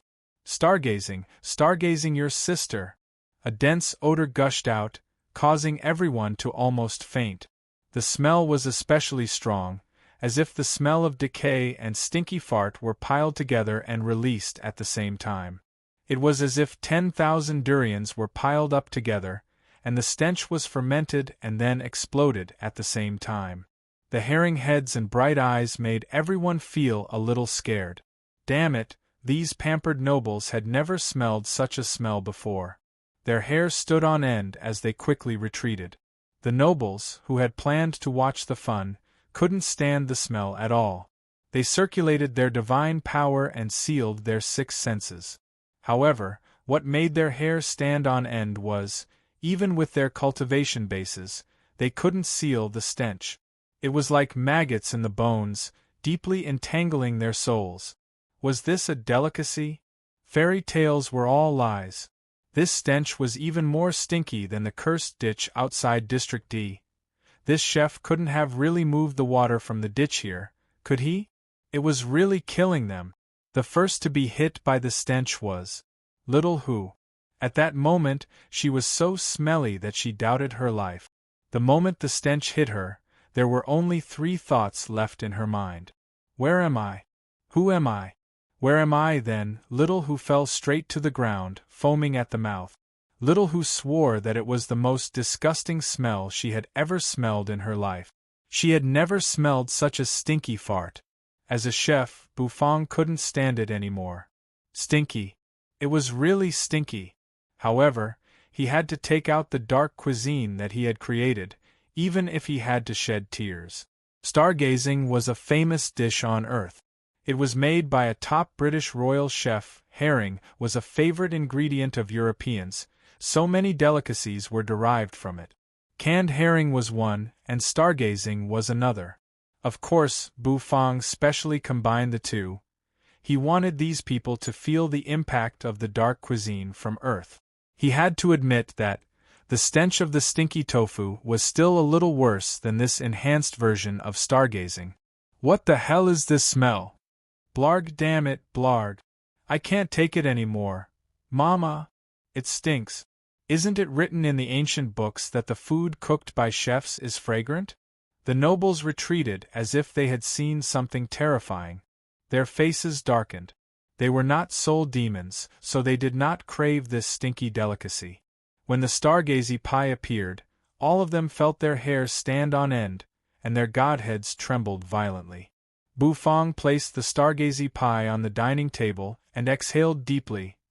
This is the first dish for today's challenge, Bufang said. The moment this dish appeared, the 10 challengers at the table were dumbstruck. Challenge, this was a real challenge. This stench, could it be the evolved version of the disgusting food in District D?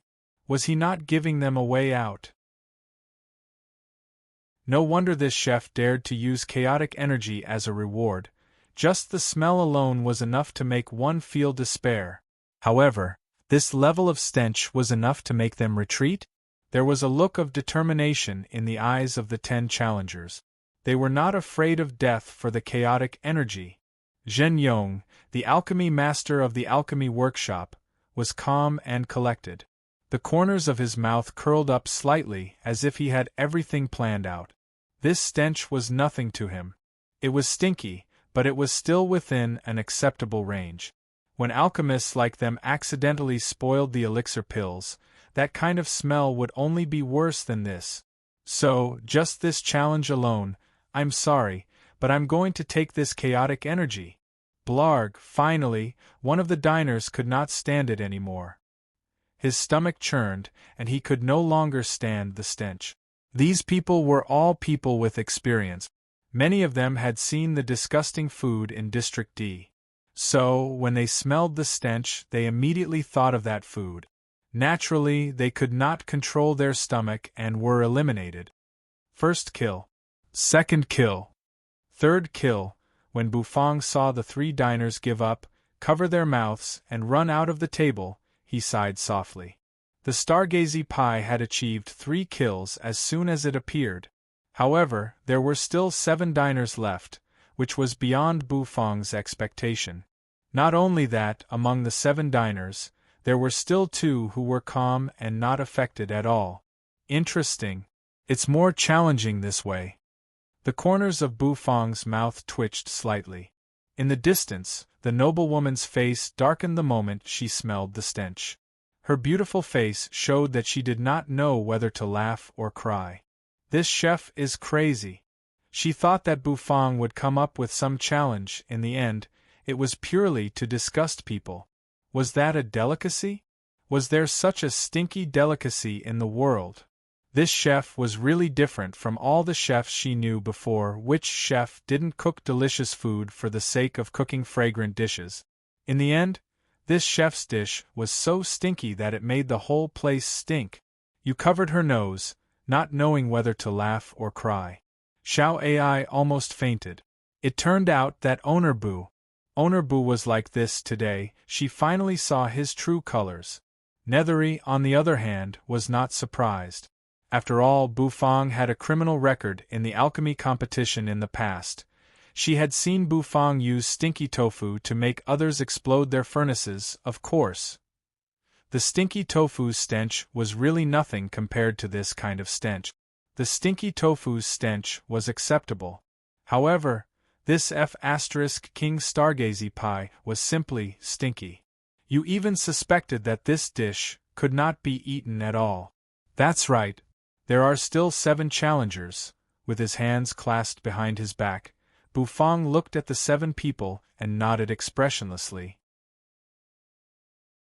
In the distance, the nobles, who had retreated hundreds of steps, were terrified. Looking at the 7 people sitting at the table, they felt a wave of admiration. Experts. District A is indeed full of hidden talents. Little chef, are you trying to disgust us with the stench? This kind of challenge is too easy. You've disappointed me a little. Master Zhen Yong smiled faintly. Viscount Daoluan was an elegant man. He smiled faintly. Little chef, I hope you can keep your promise after the challenge is over. The blonde girl with wavy hair also chuckled. Sure enough, it's not a delicacy. But, you think you can drive us away with just a stench? You're underestimating us.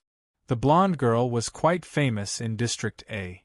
She was also a viscount, and her name was Viscount At. Provoked by the 3 people, Bufang raised his brows slightly. He glanced at them and shook his head. Don't worry. The challenge has just begun, Bufang said. The faces of the 7 people at the table froze. The dragon bone kitchen knife appeared in Bufang's hand. He took out 7 blue and white porcelain plates. Bufang was about to cut the stargazy pie open with the dragon bone kitchen knife. As Bufang said, the show had just begun. The stench of the stargazy pie wasn't just on the surface. It was a kind of smell with substance. Holding the dragon bone kitchen knife, Bufang scanned the crowd. Then, he raised the corner of his mouth. The rule of the challenge is to finish eating the stargazy pie. Everyone, his words fell. Everyone's eyes narrowed. The nobles around them felt their hair stand on end. Bufang's kitchen knife fell. He cut open the stargazy pie. The moment it was cut open, dense black light burst out from within. The light beams were extremely straight, shooting out in all directions. 1, 2, 3, the black light seemed to shoot out from the gates of hell. It was terrifying. Viscount Ash, even though she was very arrogant. However, the instant the black light surged, beads of sweat unknowingly appeared on his forehead. Gulp. Viscount Daoluan swallowed a mouthful of saliva as a hint of vigilance appeared on his elegant face. Master Zhen Yong was very calm. He was immune to the stench. Alchemists who had smelled the smell of an exploding alchemy furnace should not be afraid of this stench to them. This stench was child's play. Swish, the dragon bone kitchen knife sank into it. The stargazy pie was actually a kind of pastry, somewhat like cheese. As the dragon bone kitchen knife sank into it, it cut out a piece as if it was cutting a cake. Swish, an even more ferocious stench billowed out. Rumble, the sky changed color. It was a kind of black cloud, with an oily green color in it. Bufang's eyes were very serious as if he was under great pressure. Splash. He poured the stargazy pie into a blue and white porcelain bowl. The black sauce from the can of herring flowed out. It was still bubbling, while when the bubbles reached their limit, they burst. With a bang, the stench surged in all directions like a wave of air. The stench hit them in the face. The expressions of the 7 diners changed instantly. One of the diners finally could not hold on anymore. Imagining that he was going to eat this thing, he could not control his stomach at all. He kicked his legs. Together with his chair, he fell to the ground. I give up. Blurred. This person rolled and crawled away. However, none of the surrounding nobles looked down on him. Everyone looked at him with sympathy. They could imagine that stench. It was a wise decision for him to back down. It could only be said that those who were still persevering were all brave warriors. Bufang's face did not change. His face was expressionless. He unhurriedly cut the herring pastry and the stargazy pie into pieces, placing them in front of the diners. Some people stared at the stargazy pie, which was like a well-cut cake. They looked at the herring's eyes, then they directly spat out, 1 kill, 2 kill, 3 kill, 4 kill. The corners of Bu Fang's mouth twitched. Looking at the 4 people who had given up, he couldn't help but reveal a playful look. The stargazy pie, did you think that the freshly baked stench was all it had? What was more terrifying was the stink of stairs, the stench that climbed higher. The moment it was cut, the herring wrapped in the stargazy pie flowed out. That stench was at its peak. The yellow pastry, the dark green juice of the can. Viscount Ash's face turned completely black. But she was still persevering, her towering chest heaved up and down. Every time she took a deep breath, her face would darken. Viscount Dao Luan boasted of his elegance. He had a deep understanding of his own elegance. But looking at the twisted yellow and dark green stargazy pie, he chose despair. His hands, which were holding the knife and fork, were trembling, and his pores opened. His shaking became more and more violent, and the chair made creaking sounds. White foam gushed out of his mouth. In the end, he fell to the ground. He rolled his eyes. His confidence, his elegance, in front of the stargazy pie. He was completely crushed. The moment Viscount Dao Luan fainted, Viscount Ash, who had a big wave on her head, could not stand it any more. She raised her hand and covered her mouth. Tears kept flowing. She was like a woman in love whose heart was broken. Her tears were like a broken bead curtain, falling down uncontrollably. The one who cried was sad. Bu Fang looked a little melancholy when he saw that. In fact, the stargazy pie was really delicious. Bu Fang sighed. Another double kill. The nobles all grabbed their hair in despair. They did not expect that 9 of the 10 challengers would be killed by a dish. They were all elites of District A. How could they lose face in front of a dish? Now there was only one hope left. That was the alchemist, Master Zhen Yong. Could he create a miracle? All the nobles fixed their eyes on Master Zhen Yong. At this moment, Master Zhen Yong's composure had long since disappeared. This kind of stink had long since exceeded the range of what he could accept. This smell, it was worse than the smell of 100 pill furnaces exploding at the same time. Did the person who made this stench want to take revenge on society? But for the sake of chaotic energy, Master Zhen Yong's eyes were full of determination. With trembling hands, he picked up the spoon. He scooped it up. Yellow pastries, bubbling dark green canned herring sauce that emitted an overwhelming stench. Master Zhen Yong's teeth seemed to be chattering. Bu Fang's pupils constricted. The surrounding people held their breath. They watched as Master Zhen Yong slowly brought the spoon to his mouth.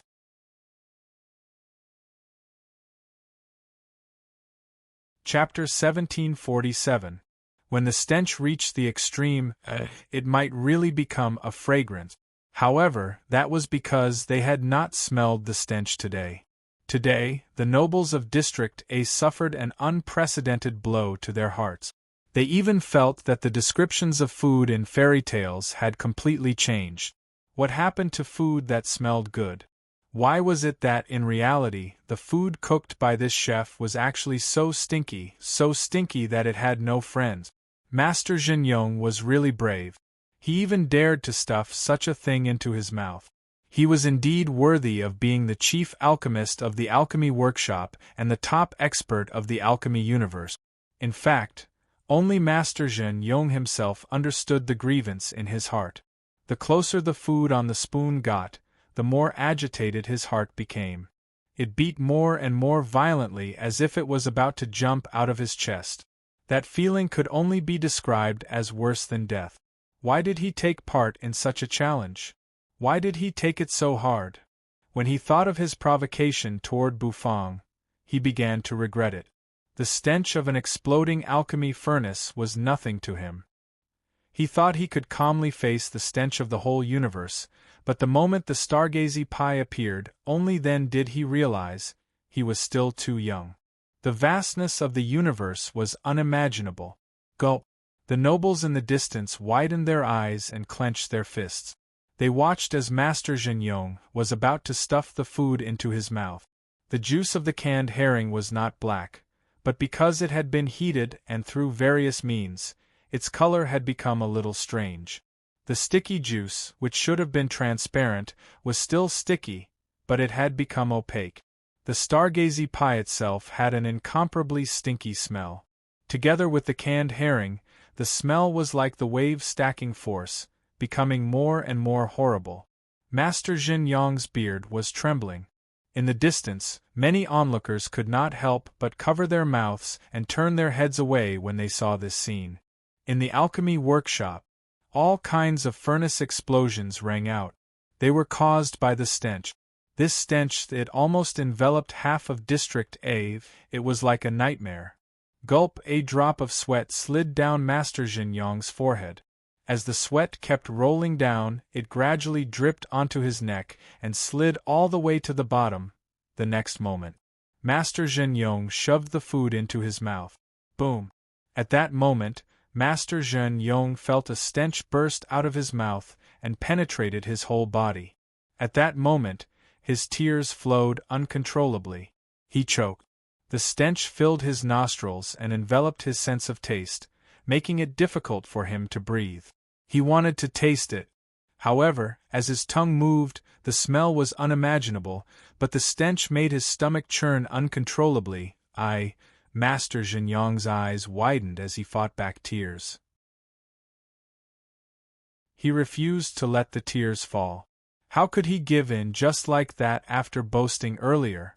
How could he be conquered by a dish like this? Slurp slurp, Master Zhen Yong began to chew. The sticky juice also had a strong taste.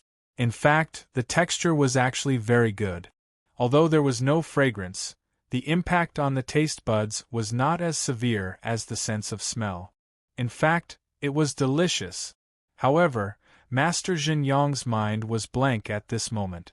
All that was left in him was despair because of the stench. When the surrounding nobles saw that Master Zhen Yong actually took a bite of this thing, it was simply shocking. He was indeed a master. He could even withstand this dark cuisine. It should be noted that many people retreated in defeat just by smelling the stench. But Master Zhen Yong actually ate it. He King really ate it. Bufang was also slightly surprised. He did not expect that Master Zhen Yong would really take a bite of the stargazy pie. Master Zhen Yong exhaled. It was only a mouthful, but his entire body was drenched in sweat. The taste was actually very good.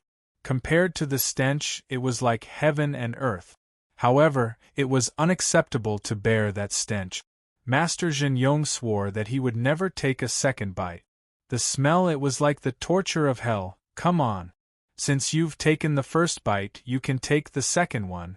Look, there are only a few bites left in your share. Also, eat this fish head. Look at its bright eyes. It's looking forward to being tasted by you. At some point, Bufang had come to Master Zhen Yong's side and egged him on. The rule of the challenge was not to take a bite, but to finish one's canned herring stargazy pie. Although Master Zhen Yong had only taken a small bite, it was a milestone in his progress. What? There's still so much left? Master Zhen Yong's eyes widened. He glanced at Bufang, his beard trembling. Now, he looked at the stargazy pie, the flowing juice, and the focused herring eyes. Most importantly, the stench seemed to be getting worse, which made him completely unable to control the sadness and despair in his heart. Blurg. Then, he looked at the small piece of stargazy pie on the blue and white porcelain plate. Master Zhen Yong spat it out. It was fine if he didn't eat it, but after he took a bite, he turned around and smelled the stench. The chemical effect. It made Master Zhen Yong feel as if he had taken a roller coaster ride with a full stomach. In that instant, he felt as if he was floating in the air. He watched as Master Zhen Yong fell straight to the ground. Bufang was disappointed. Wiped out, 10 challengers, less than 1 in 10 survived. Alas, although you have failed, You will always be warriors, Bufang said. His voice was not loud. However, the faces of the surrounding nobles darkened. Wiped out. 10 challengers, many of whom were saints of the Great Path, were wiped out by a dark dish. This was a disgrace. No one had expected that no one could complete the challenge set by the chef. However, how could anyone eat such a stench? It was unfair. The chef must have expected this outcome. Viscount Ash sobbed in the distance. When she saw that even Master Zhen Yong had been defeated, she immediately felt much better. She felt much better.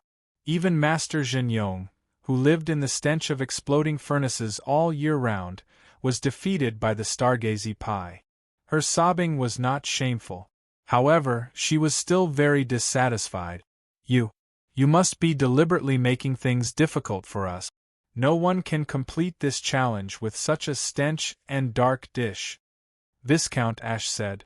As soon as she said that, many nobles around her nodded in agreement. They felt that Bufang's challenge was very unreasonable. Although the reward was generous, a wisp of chaotic energy. It was a challenge that no one could complete, so no matter how generous the reward was, it was meaningless. Bufang glanced at Viscount Ash. Can't eat it? Didn't Master Zhen Yong eat it? He's a real man, Bufang said. But your request is for everyone to finish the whole dish. Viscount Ash did not give up and continued to insist. There is no one who can complete this challenge of yours. Just the stench alone is unbearable. Bufang looked at her expressionlessly. Just because you can't complete it doesn't mean no one can. Bufang glanced at Viscount Ash. He walked to the stargazy pie. With a twist of the dragon bone kitchen knife, he cut off a piece. The stench surged. In fact, the stargazy pie looked like a piece of cheesecake. All the nobles present quieted down. Viscount Ash was also dumbfounded. She stopped yelling and stared at Bufang. Does this chef really want to? Do you think no one can complete this challenge? Bufang said indifferently, looking at Viscount Ash. To tell you the truth, in the world of dark cuisine, this challenge is relatively easy. In the world of dark cuisine, this dish is not the most terrifying, Bufang said. After that, he stuffed the whole stargazy pie into his mouth. He bit down, making a crunching sound. Bufang grabbed the head of the herring and pulled it out. Only the bones were left, and Bufang threw them on the table. The fish was tender, smooth. Coupled with the soft texture of the pastry and the smoothness of the canned juice, the taste buds were stirred. In fact, if one did not consider the stench of this dish, it was really a delicious dish. Even Bufang couldn't help but frown the moment he swallowed the dish. He couldn't help but furrow his brows. The stargazy pie was indeed worthy of being the king of dark cuisine on earth. However, the meat of the herring was actually very delicious. Those who knew how to enjoy themselves would naturally be able to appreciate the taste. Viscount Ash was dumbfounded. The nobles around her looked terrified. Xiao Ai covered her mouth. You pursed your lips and smiled. The noblewoman was dumbstruck. Her red lips were slightly parted, which made her look somewhat cute. Marquis Langgu's pinky finger twitched, showing the shock in his heart. Damn it!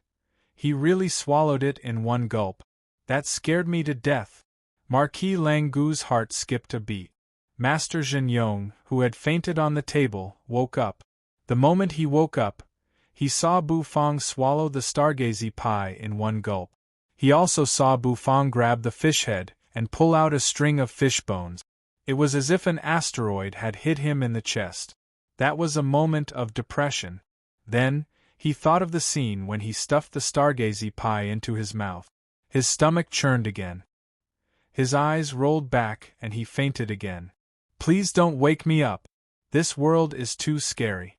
You! Viscount Ash stared blankly at Bufang, her heart trembling. That sense of despair, that sense of horror, she really felt it. Isn't it stinky? Bufang exhaled deeply and let out a burp. As the god of cooking who wanted to stand at the top of the food chain in the fantasy world, what was the big deal about eating a dark cuisine? Dark cuisine was just a small mountain in the vast world of cooking. It was nothing after he had climbed over it. Bufang burped, raised his hand, and patted his chest. He couldn't help but frown when he smelled the stench. Even the legendary biochemical weapons are nothing more than this. Who said no one can complete this challenge? Bufang said indifferently, glancing at Viscount Ash. Viscount Ash blushed, but she had nothing to say. You won, King. You really won.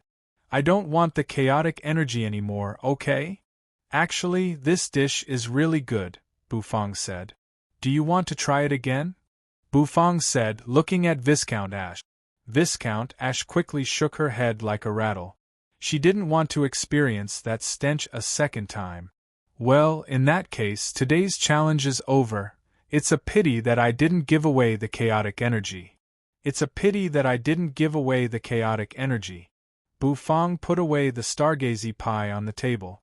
The stench disappeared, and many people felt as if they had been reborn. Many people gasped for breath, feeling that the world was so beautiful. But don't worry. In the next few days, I will set up a stall in front of the restaurant, and the challenge will continue as usual. Those who complete the challenge still have a chance to get the chaotic energy. Bufang said. Many nobles froze, and then their faces froze. I can't believe this chef will continue to set up challenges. He looks so confident. Does he really have the chaotic energy? Many nobles' hearts began to beat faster. Viscount Ash's eyes lit up. Is tomorrow's challenge still the stargazy pie? She had a good plan. Today she was caught off guard by the stench, but when she went back and calmed down, perhaps she would be able to withstand the next challenge. For the chaotic energy, what was there to be afraid of? Even if it was the despair stargazy pie, she would give it a try. No. Tomorrow's challenge is naturally not the stargazy pie. Bufang gave Viscount Ash a strange look. Of course it's another dark cuisine. What? The nobles in the distance were ready to make a move. Viscount Ash and Master Jinyong, who had just woken up, were taken aback. Can you reveal the name of tomorrow's dark cuisine? Viscount Ash asked, her mind racing. Many nobles also looked curiously at Bufang. The noblewoman, Yu, and Xiao Ai were all very curious. Would Bufang bring out a new dark cuisine tomorrow? Where did he get such a strange dark cuisine? Bufang did not expect that they would want to know the name of the next dark cuisine. Bufang pursed his lips. The look in his eyes deepened.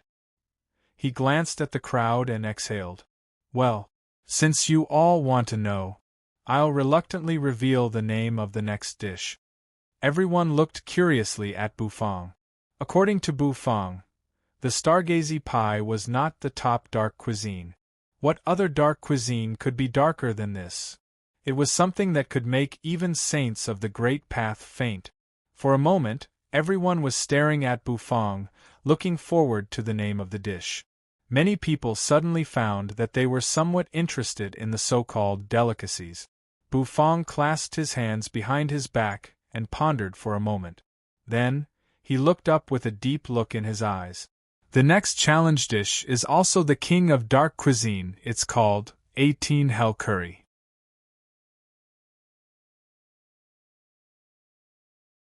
Chapter 1748.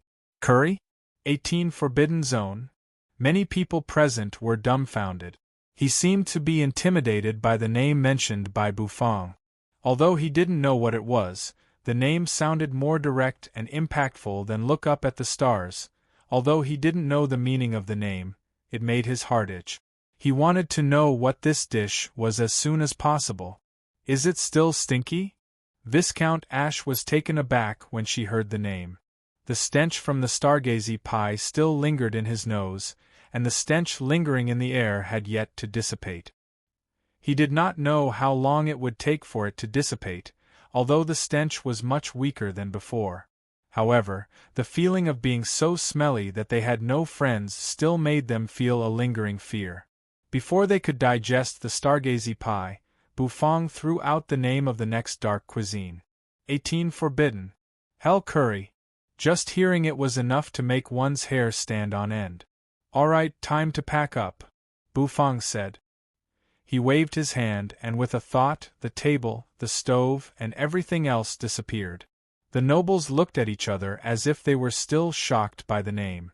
As for Bufang, he clasped his hands behind his back and walked toward the restaurant unhurriedly. He also needed some time to calm down the feeling in his heart. There was a price to pay for eating the stargazy pie. Even if you're a chef, there's no exception. Xiao Ai, Yu, and the others followed Bufang into the restaurant. With a bang, the restaurant's door was slammed shut. Only the nobles outside the restaurant were left in a mess. Master Zhen Yong had thought that he had no hope of obtaining more chaotic energy. He did not expect that Bufang would continue to set up a stall the next day. This made his heart, which had calmed down, become restless again. Master Zhen Yong's eyes narrowed. His white beard quivered as he staggered to his feet. He stopped reciting and walked toward the alchemy workshop opposite the restaurant. Stench. He would spend the entire night researching a pill that could resist the stench. He was determined to obtain the chaotic aura tomorrow. His intuition told him that the chaos chi that Bufang mentioned was real. He dared to take out such a terrifying dark cuisine as a challenge. He was worthy of the chaotic aura reward. Woo woo woo. Following Grandmaster's footsteps, the group of people scattered in fear and quickly spread out in a large circle. The main reason was that the stench on the master's body was too strong. He was like a walking stink bomb. Master Zhen Yong's face darkened. Damn it, the price of looking up at the starry sky came out. Master Zhen Yong did not linger outside and hurried toward the workshop. In fact, he had already gotten used to the stench. The moment they entered the pill refining workshop, many alchemists sighed in despair. A stench drifted over. It was the stench emitted by the reaction of medicinal dregs after the furnace exploded. Master Zhen Yong took a deep breath. He inexplicably felt that the stench of the dregs was so fragrant. Zhen Yong, I heard you went to the stall set up by the restaurant across the street to take part in the challenge? What was the result? Did you obtain the chaos chi? The moment Master Zhen Yong stepped into the alchemy workshop, his old rival, Master Jia Song, walked over with a smile on his face. There was no doubt that Jia Song was here to mock him. Master Zhen Yong glanced at Jia Song. Perhaps the stench on him was somewhat covered by the smell of the dregs, but Jia Song actually came over. Master Zhen Yong narrowed his eyes. Look at you, an alchemy master. How could you believe a thing made by a chef? Why did you join in the fun? You're a disgrace to our alchemy workshop, Master Jia Song said bitterly. Zhen Yong watched Jia Song's performance quietly. Keep pretending, and the result? Not only did you not get the chaos chi, but you've also become a laughingstock. You've disgraced our alchemy workshop. Our alchemy workshop has now become a force under cursed goddess soul. What will Her Excellency think of us? Master Jia Song said. Zhen Yong's heart was surging with anger. He raised a hand and beckoned Jia Song over. Jia Song froze. What does this old fellow want to do? Can't he say it face to face? Jia Song leaned over. He did not doubt Zhen Yong. Does Zhen Yong have the guts to beat me in front of so many alchemists? Jia Song straightened his back. Master Zhen Yong waved his hand and continued to beckon. Puzzled, Jia Song moved closer and stood in front of Master Zhen Yong. The two old men faced each other. Many alchemists looked at the two alchemists, wondering what they were talking about. They were so intimate. The corner of Master Zhen Yong's mouth twitched, and his white beard trembled. Then, he opened his mouth. Her Excellency's soul can do whatever she wants. If I can't break through the next realm, I don't care about her, Zhen Yong said. The moment he opened his mouth, A surging stench rushed toward Jiasong's face. His saliva sprayed all over Jiasong's face. That smell, that sourness, in an instant, Jiasong's face suddenly turned pitch black. Compared with Master Zhenyong's tone, the smell of the dregs from the exploding pill was worlds apart. Damn it! Master Jiasong was dumbfounded. His eyes rolled back and he fell to the ground, foaming at the mouth. The surrounding alchemists were incomparably terrified. That stench simply made people want to avoid it. Bring me smelly brine grass, 8-clawed black phoenix feather, 7-star ladybird seed, chaotic flower powder. These smelliest divine herbs, Master Zhenyong said, glancing at an alchemy apprentice in the distance. The apprentice's face darkened and he almost choked. Master Zhenyong had made up his mind. He was going to refine a top-grade divine pill that could suppress the stench. He walked back to the special alchemy room. The apprentices hurriedly plugged their noses with cloth towels and brought in the smelly herb. Usually, no alchemist would even touch these medicinal herbs. However, for Master Zhenyong, compared with the stargazy pie, even their dregs were fragrant. Master Zhenyong, who had entered seclusion, began to refine the pills. The stench kept surging. What exactly do you want to do? The beautiful woman looked at Bufang with curiosity in her beautiful eyes. She could not understand the reason and purpose behind Bufang's challenge. To advertise the restaurant, Bufang said, glancing at the beautiful woman. If you do this, it will only make the customers reject you more. How can they come to the restaurant to eat delicious food? The beautiful woman rolled her eyes at Bufang. Did this chef think she was stupid? The corner of Bufang's mouth twitched slightly. You can't tell now, but you'll know soon enough. He naturally had a reason for setting up the challenge. Otherwise, why would he spend so much effort to make dark cuisine? Wasn't it to promote the restaurant? It should be noted that it was much more difficult to make a dark cuisine than a normal delicacy. Inside the restaurant, Xiao Ai, on the other hand, looked at Bufang from a distance with a suspicious look on her face. Little Hu was still unconscious and twitching from time to time. Yu was very indifferent. She was already used to Bufang's strange ideas. Marquis Lang Gu held the rattle in his hand, looking very bashful. After a long time, he came to Bufang's side. Owner Bu, Marquis Lang Gu said bashfully, drawing circles on the ground with the tip of his left foot. Tell me, Bufang raised an eyebrow and looked at Marquis Lang Gu. Can you let me have a taste of the stargazy pie? Marquis Lang Gu blinked as he held the rattle drum. One bite.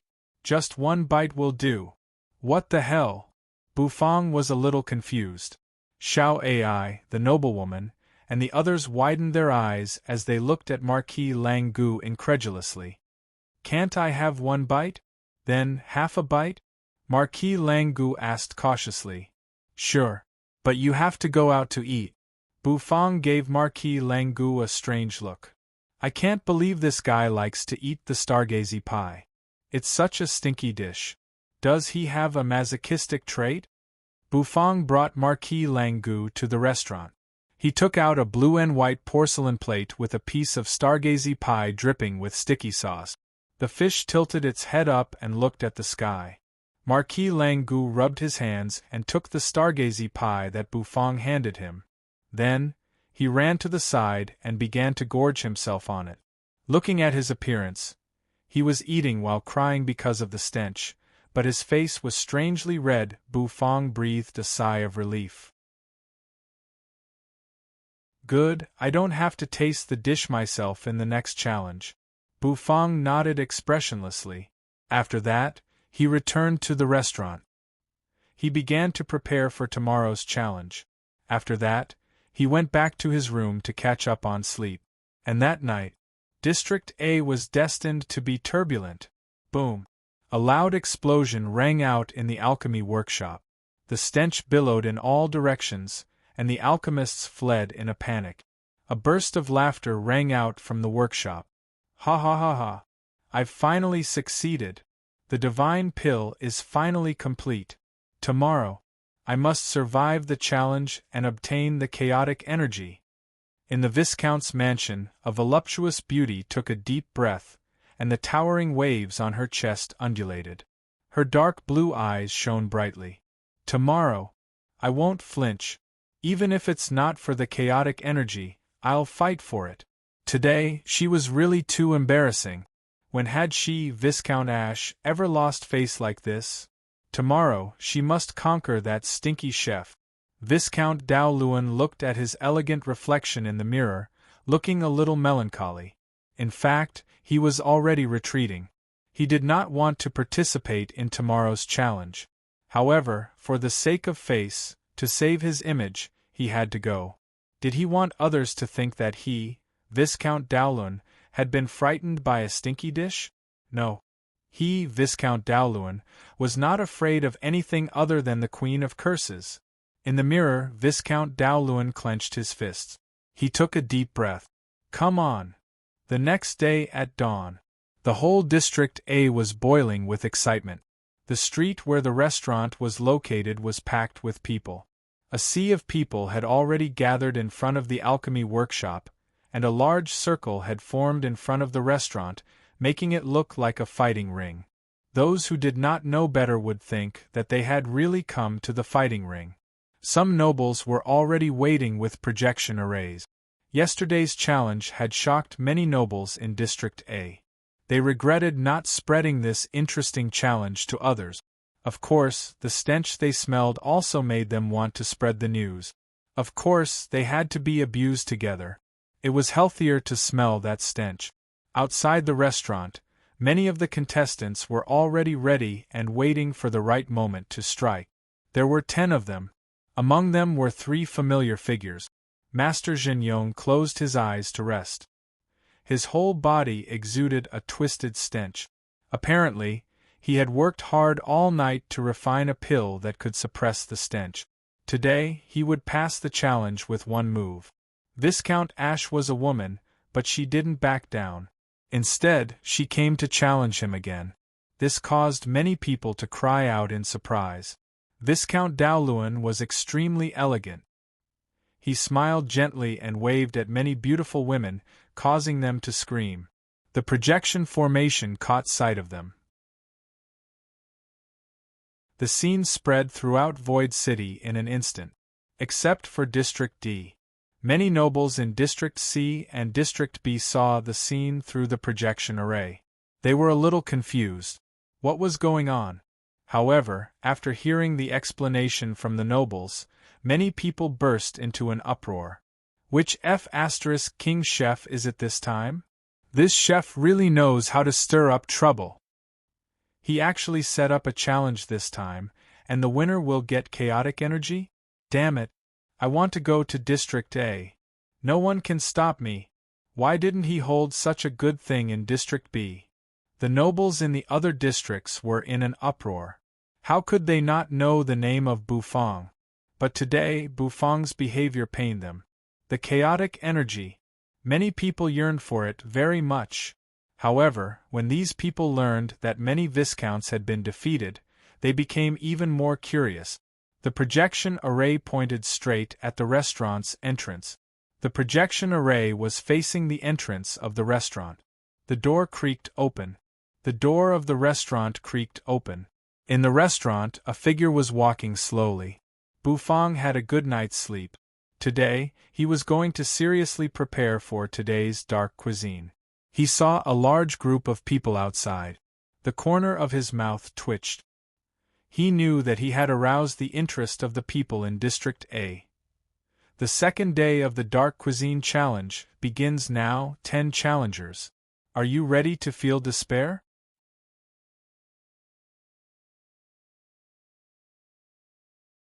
Chapter 1749. Are you ready to feel despair? Bufang's voice rang out faintly. At this instant, the entire place was in an uproar. Many people held their breaths as they felt an indescribable fear, as if something terrible was about to happen. Is it finally going to start? Yesterday, Bufang mentioned that today's challenge was the 18 forbidden hell curry. Just hearing the name made many people's hearts race. It had been many years since they had encountered such an interesting thing in District A. In the long history of Void City, there were only a few pastimes. The challenge that Bufang came up with aroused many people's interest. From the upper reaches of District A to the lower reaches of District C. All the nobles and civilians of Void City were paying close attention to the challenge. Through the projection array, everything was clearly reflected in front of everyone's eyes. Bufang walked out of the restaurant. After saying those words, everyone's hearts surged with emotions. Then, he walked to the area that was demarcated yesterday. With a thought in his mind, the white tiger heaven stove emerged once again and fell to the ground, shaking the ground. On the opposite side, Master Zhenyong, Viscount Ash, Viscount Daoluan, and the others were all waiting with rapt attention. Little chef, do you still keep your word? If we complete the challenge today, you will definitely provide us with chaotic energy as a reward, right? Master Zhenyong suppressed the excitement in his heart. He had stayed up all night yesterday to refine a divine pill. With this pill, the so-called stench would not affect him at all. Today, he must complete the challenge and make this chef feel despair. Bufang was fiddling with everything in his hands, arranging the tables and chairs. As if he had heard Master Zhenyong's solemn words, he could not help but look up at him. Well, the reward has always worked as long as you can complete the challenge, Bufang said. His words were calm and composed. Many people exclaimed, "It's really the reward of chaotic energy. This chef is so King generous." The excitement in Master Zhenyong's eyes grew stronger. "I'm ready." Viscount Ash's wavy hair waved in the wind, and her eyes were full of determination. She would not fall in the same place twice. Viscount Daoluan secretly clenched his fist. "Go for it, Daoluan. You are the best." There were other challengers around, and they were all looking forward to it. But they were full of youthful energy. The person in charge of controlling the array was a viscount who was a saint of the Great Path. He held the array formation in his hand and moved closer to Bufang, allowing the scene of the challenge to be displayed perfectly on the projection array formation. "Now, the 10 contestants, please take your positions," Bufang said expressionlessly. His words were very calm. Many people looked at each other in dismay. Then, the 10 of them sat at the dining table that Bufang had prepared. The dining table this time was different from yesterday. There was a white cloth on the table, and on the white cloth was a milky white porcelain plate. On the plate was a long silver spoon. When the 10 of them were in position, they all felt an indescribable fear in their hearts. Bufang looked at the 10 people. Master Zhenyong, on the other hand, was eager to give it a try. In the distance, many alchemists also came to watch the scene. The business of the alchemy workshop had been suspended for the day. They were all in position to watch today's challenge. The main reason was that no one in Void City would come to buy pills because of the chef's actions. Such an exciting event attracted many people's attention. Viscount Ash sat in the same position as yesterday. She had to get up from where she had fallen. So she chose the same position. Even though the memory of yesterday still made her tremble with fear. When the 10 of them were in position, Bufang nodded. "Wait a moment. Today's dark cuisine is 18 hell curry," Bufang said. After saying that, Bufang began to cook. All eyes were on him. For some people in Void City, this was the first time they had seen a chef cook. Because of the Queen of Curses prohibition, there had not been a chef in Void City for countless years. Many people were curious. The black turtle constellation wok was placed on the stove. Bufang flicked his finger, and a scarlet flame jumped onto the stove. A scorching heat was immediately released. With a rumble, the flame almost leaped out of the stove, startling the people around. Meanwhile, Bufang's hands did not stop moving. He took out a huge steamer. Glistening rice grains were poured into the steamer. Then, Bufang began to steam the rice. His actions made many people frown. Is this guy going to cook a delicacy? Didn't he say it's a dark cuisine?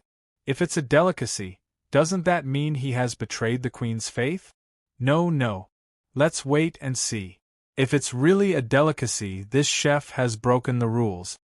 Many people were talking and whispering to each other. Bufang's expression did not change. The 10 challengers at the table also had different expressions. Unlike yesterday, they did not smell any ominous aura. This made many people feel a little strange. Could it be that the chef was going to make them eat a delicacy in the name of a challenge? What kind of challenge was that? Although it was hard to betray the queen's faith, if they could get the chaotic energy, it would be worth it. Bufang's hands did not stop moving. Gurgle, gurgle. The spring of life was boiling, constantly surging, and dense steam rose. The rice in the steamer was gradually cooked. For this rice, Bufang had used the middle spiritual rice from the heaven and earth farmland, which was extremely delicious. Just the rice grains were enough to become a delicacy.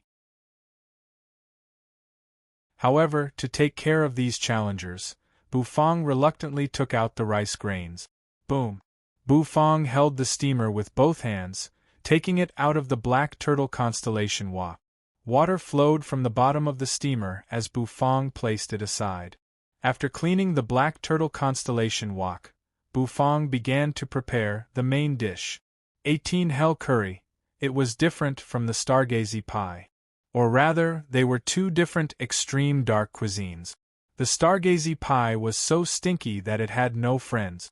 However, the 18 Hell Curry was spicy. It was super spicy, so spicy that it made people doubt their lives. Perhaps, like the Stargazy pie, the 18 Hell Curry would leave a deep impression on the experts of Void City. Swoosh! Bufang's hand shook. A huge basket emerged in front of him and tipped it over. All kinds of chilies fell on the stove. There were many kinds of chilies, almost covering all kinds of chilies in the universe. Holding the dragon bone kitchen knife, Bufang spun it and began to process the chilies. His movements were simply too fast. His knife was so fast that it was almost invisible. One could only see a stream of light flashing. Then, all the chili peppers were cut into pieces and sent flying in all directions. There were all kinds of chili peppers, all kinds of spicy peppers stacked together: devil spicy, nightmare spicy, hell spicy. The spiciness of punching your chest. The chopped chilies were mixed into a wok by Bufang. It simmered slowly. Gurgle, as time went by. A pot of scarlet chili juice was boiling in the Black Turtle constellation wok. When the bubbles popped, a spicy smell spread. In fact, the spread of the spiciness was not as strong as the stench. Therefore, the spiciness was not as shocking as the Stargazy pie yesterday. Many people did not take it seriously. Chilies! Hey, is this chef stupid? Among the 10 challengers, the weakest is a peak god emperor. Why would he be afraid of spiciness? That's hard to say. Yesterday, that chef's stench made Master Zhen Yong foam at the mouth. The nobles whispered to each other. At the dining table, the 10 people stared at Bufang's movements. Master Zhen Yong's face froze slightly. His heart was roaring, boiling, and waving the flag. Damn it! Isn't the 18 Hell Curry stinky? If that's the case, the divine pill that I've refined all night, enduring the stench and struggling to survive, is all in vain. Tears welled up in Master Zhen Yong's eyes. He had been tricked. The spiciness was not the stench. Viscount Ash focused her eyes, and Marquis Dao Luan clenched his fists. It seemed that they would have a chance to avenge yesterday's humiliation today. Gurgle. The spiciness that permeated the air was not very strong. However, it irritated their nostrils and made many people sneeze. For a moment, the sound of sneezing could be heard around the restaurant. Bufang's face was calm. The Chilan transmigration ladle kept stirring in the Black Turtle constellation wok. The large pot of chili juice that was originally filled to the brim now only had half a pot left. As time went by, 1/3 of the chili juice was left. The thick and sticky chili sauce gave off a terrible smell that could burn one's soul. When only a quarter of the chili juice was left, Bufang began to make other preparations. He took out a lot of spices. These were all made by Nyo Han-san at Bufang's request in the Heaven and Earth farmland. The making of the spices was not that troublesome. At least, it was much more difficult than hybridization. To put it bluntly, curry was a combination of spices. Bufang poured the spices into the black turtle constellation wok according to the prescribed proportion. The smell of the chili sauce in the wok was immediately suppressed. At the same time, the color of the sauce began to change. Soon, it turned brown and took on the color of curry. Bufang glanced at the crowd. Soon, the curry was taken out of the wok, placed on a plate and cooled. Bufang dug out the curry and poured it into a plate. After cooling down, the curry no longer had that rich flavor. However, the color caused quite a few people to be shocked. F***ck. What the F***ck is this? This is corpse rice. This color, this appearance, looks like corpse rice. This chef had gone mad. Is he going to let Master Zhen Yong and the others eat corpse rice? Everyone was boiling with excitement. In particular, the expert controlling the projection array gave Bufang's cooled curry a close-up. That's right, after the reddish-brown curry cooled down, it looked rather revolting. Dark cuisine. It was indeed a dark cuisine. This was a great challenge. The eyes of the experts in the other districts lit up, their eyes were bursting with interest. Bufang glanced at the group of people. How could he not know what they were thinking? It was true that the curry was not heated. However, Bufang poured the curry into the black turtle constellation wok and stirred it slowly. On the other side, he scooped out portions of white rice from a blue and white porcelain bowl. The sparkling rice grains were round, and a dense mist swirled over them, making them feel refreshed. When one took a deep breath, they could smell the fragrance of the rice. Bufang brought the rice to the black turtle constellation wok. After heating, the curry in the wok had turned crimson. It was not as disgusting as before. There were no other ingredients, no other ingredient. Bufang scooped out the curry and poured it over the rice. Voila! The crimson curry covered the rice and seeped through the gaps between the grains. Just like that, the 18-hell curry rice was completed. Bufang placed the rice in front of the challengers one by one. The challengers looked at each other. A faint spicy smell permeated the air, and the rice grains were round. This bowl of rice looked harmless to both humans and animals. Was this considered a challenge? Although the color of the curry previously made people nauseous, the color of the curry now was very appetizing. Master Zhen Yong looked at the curry rice in front of him and could not help but raise his eyebrows.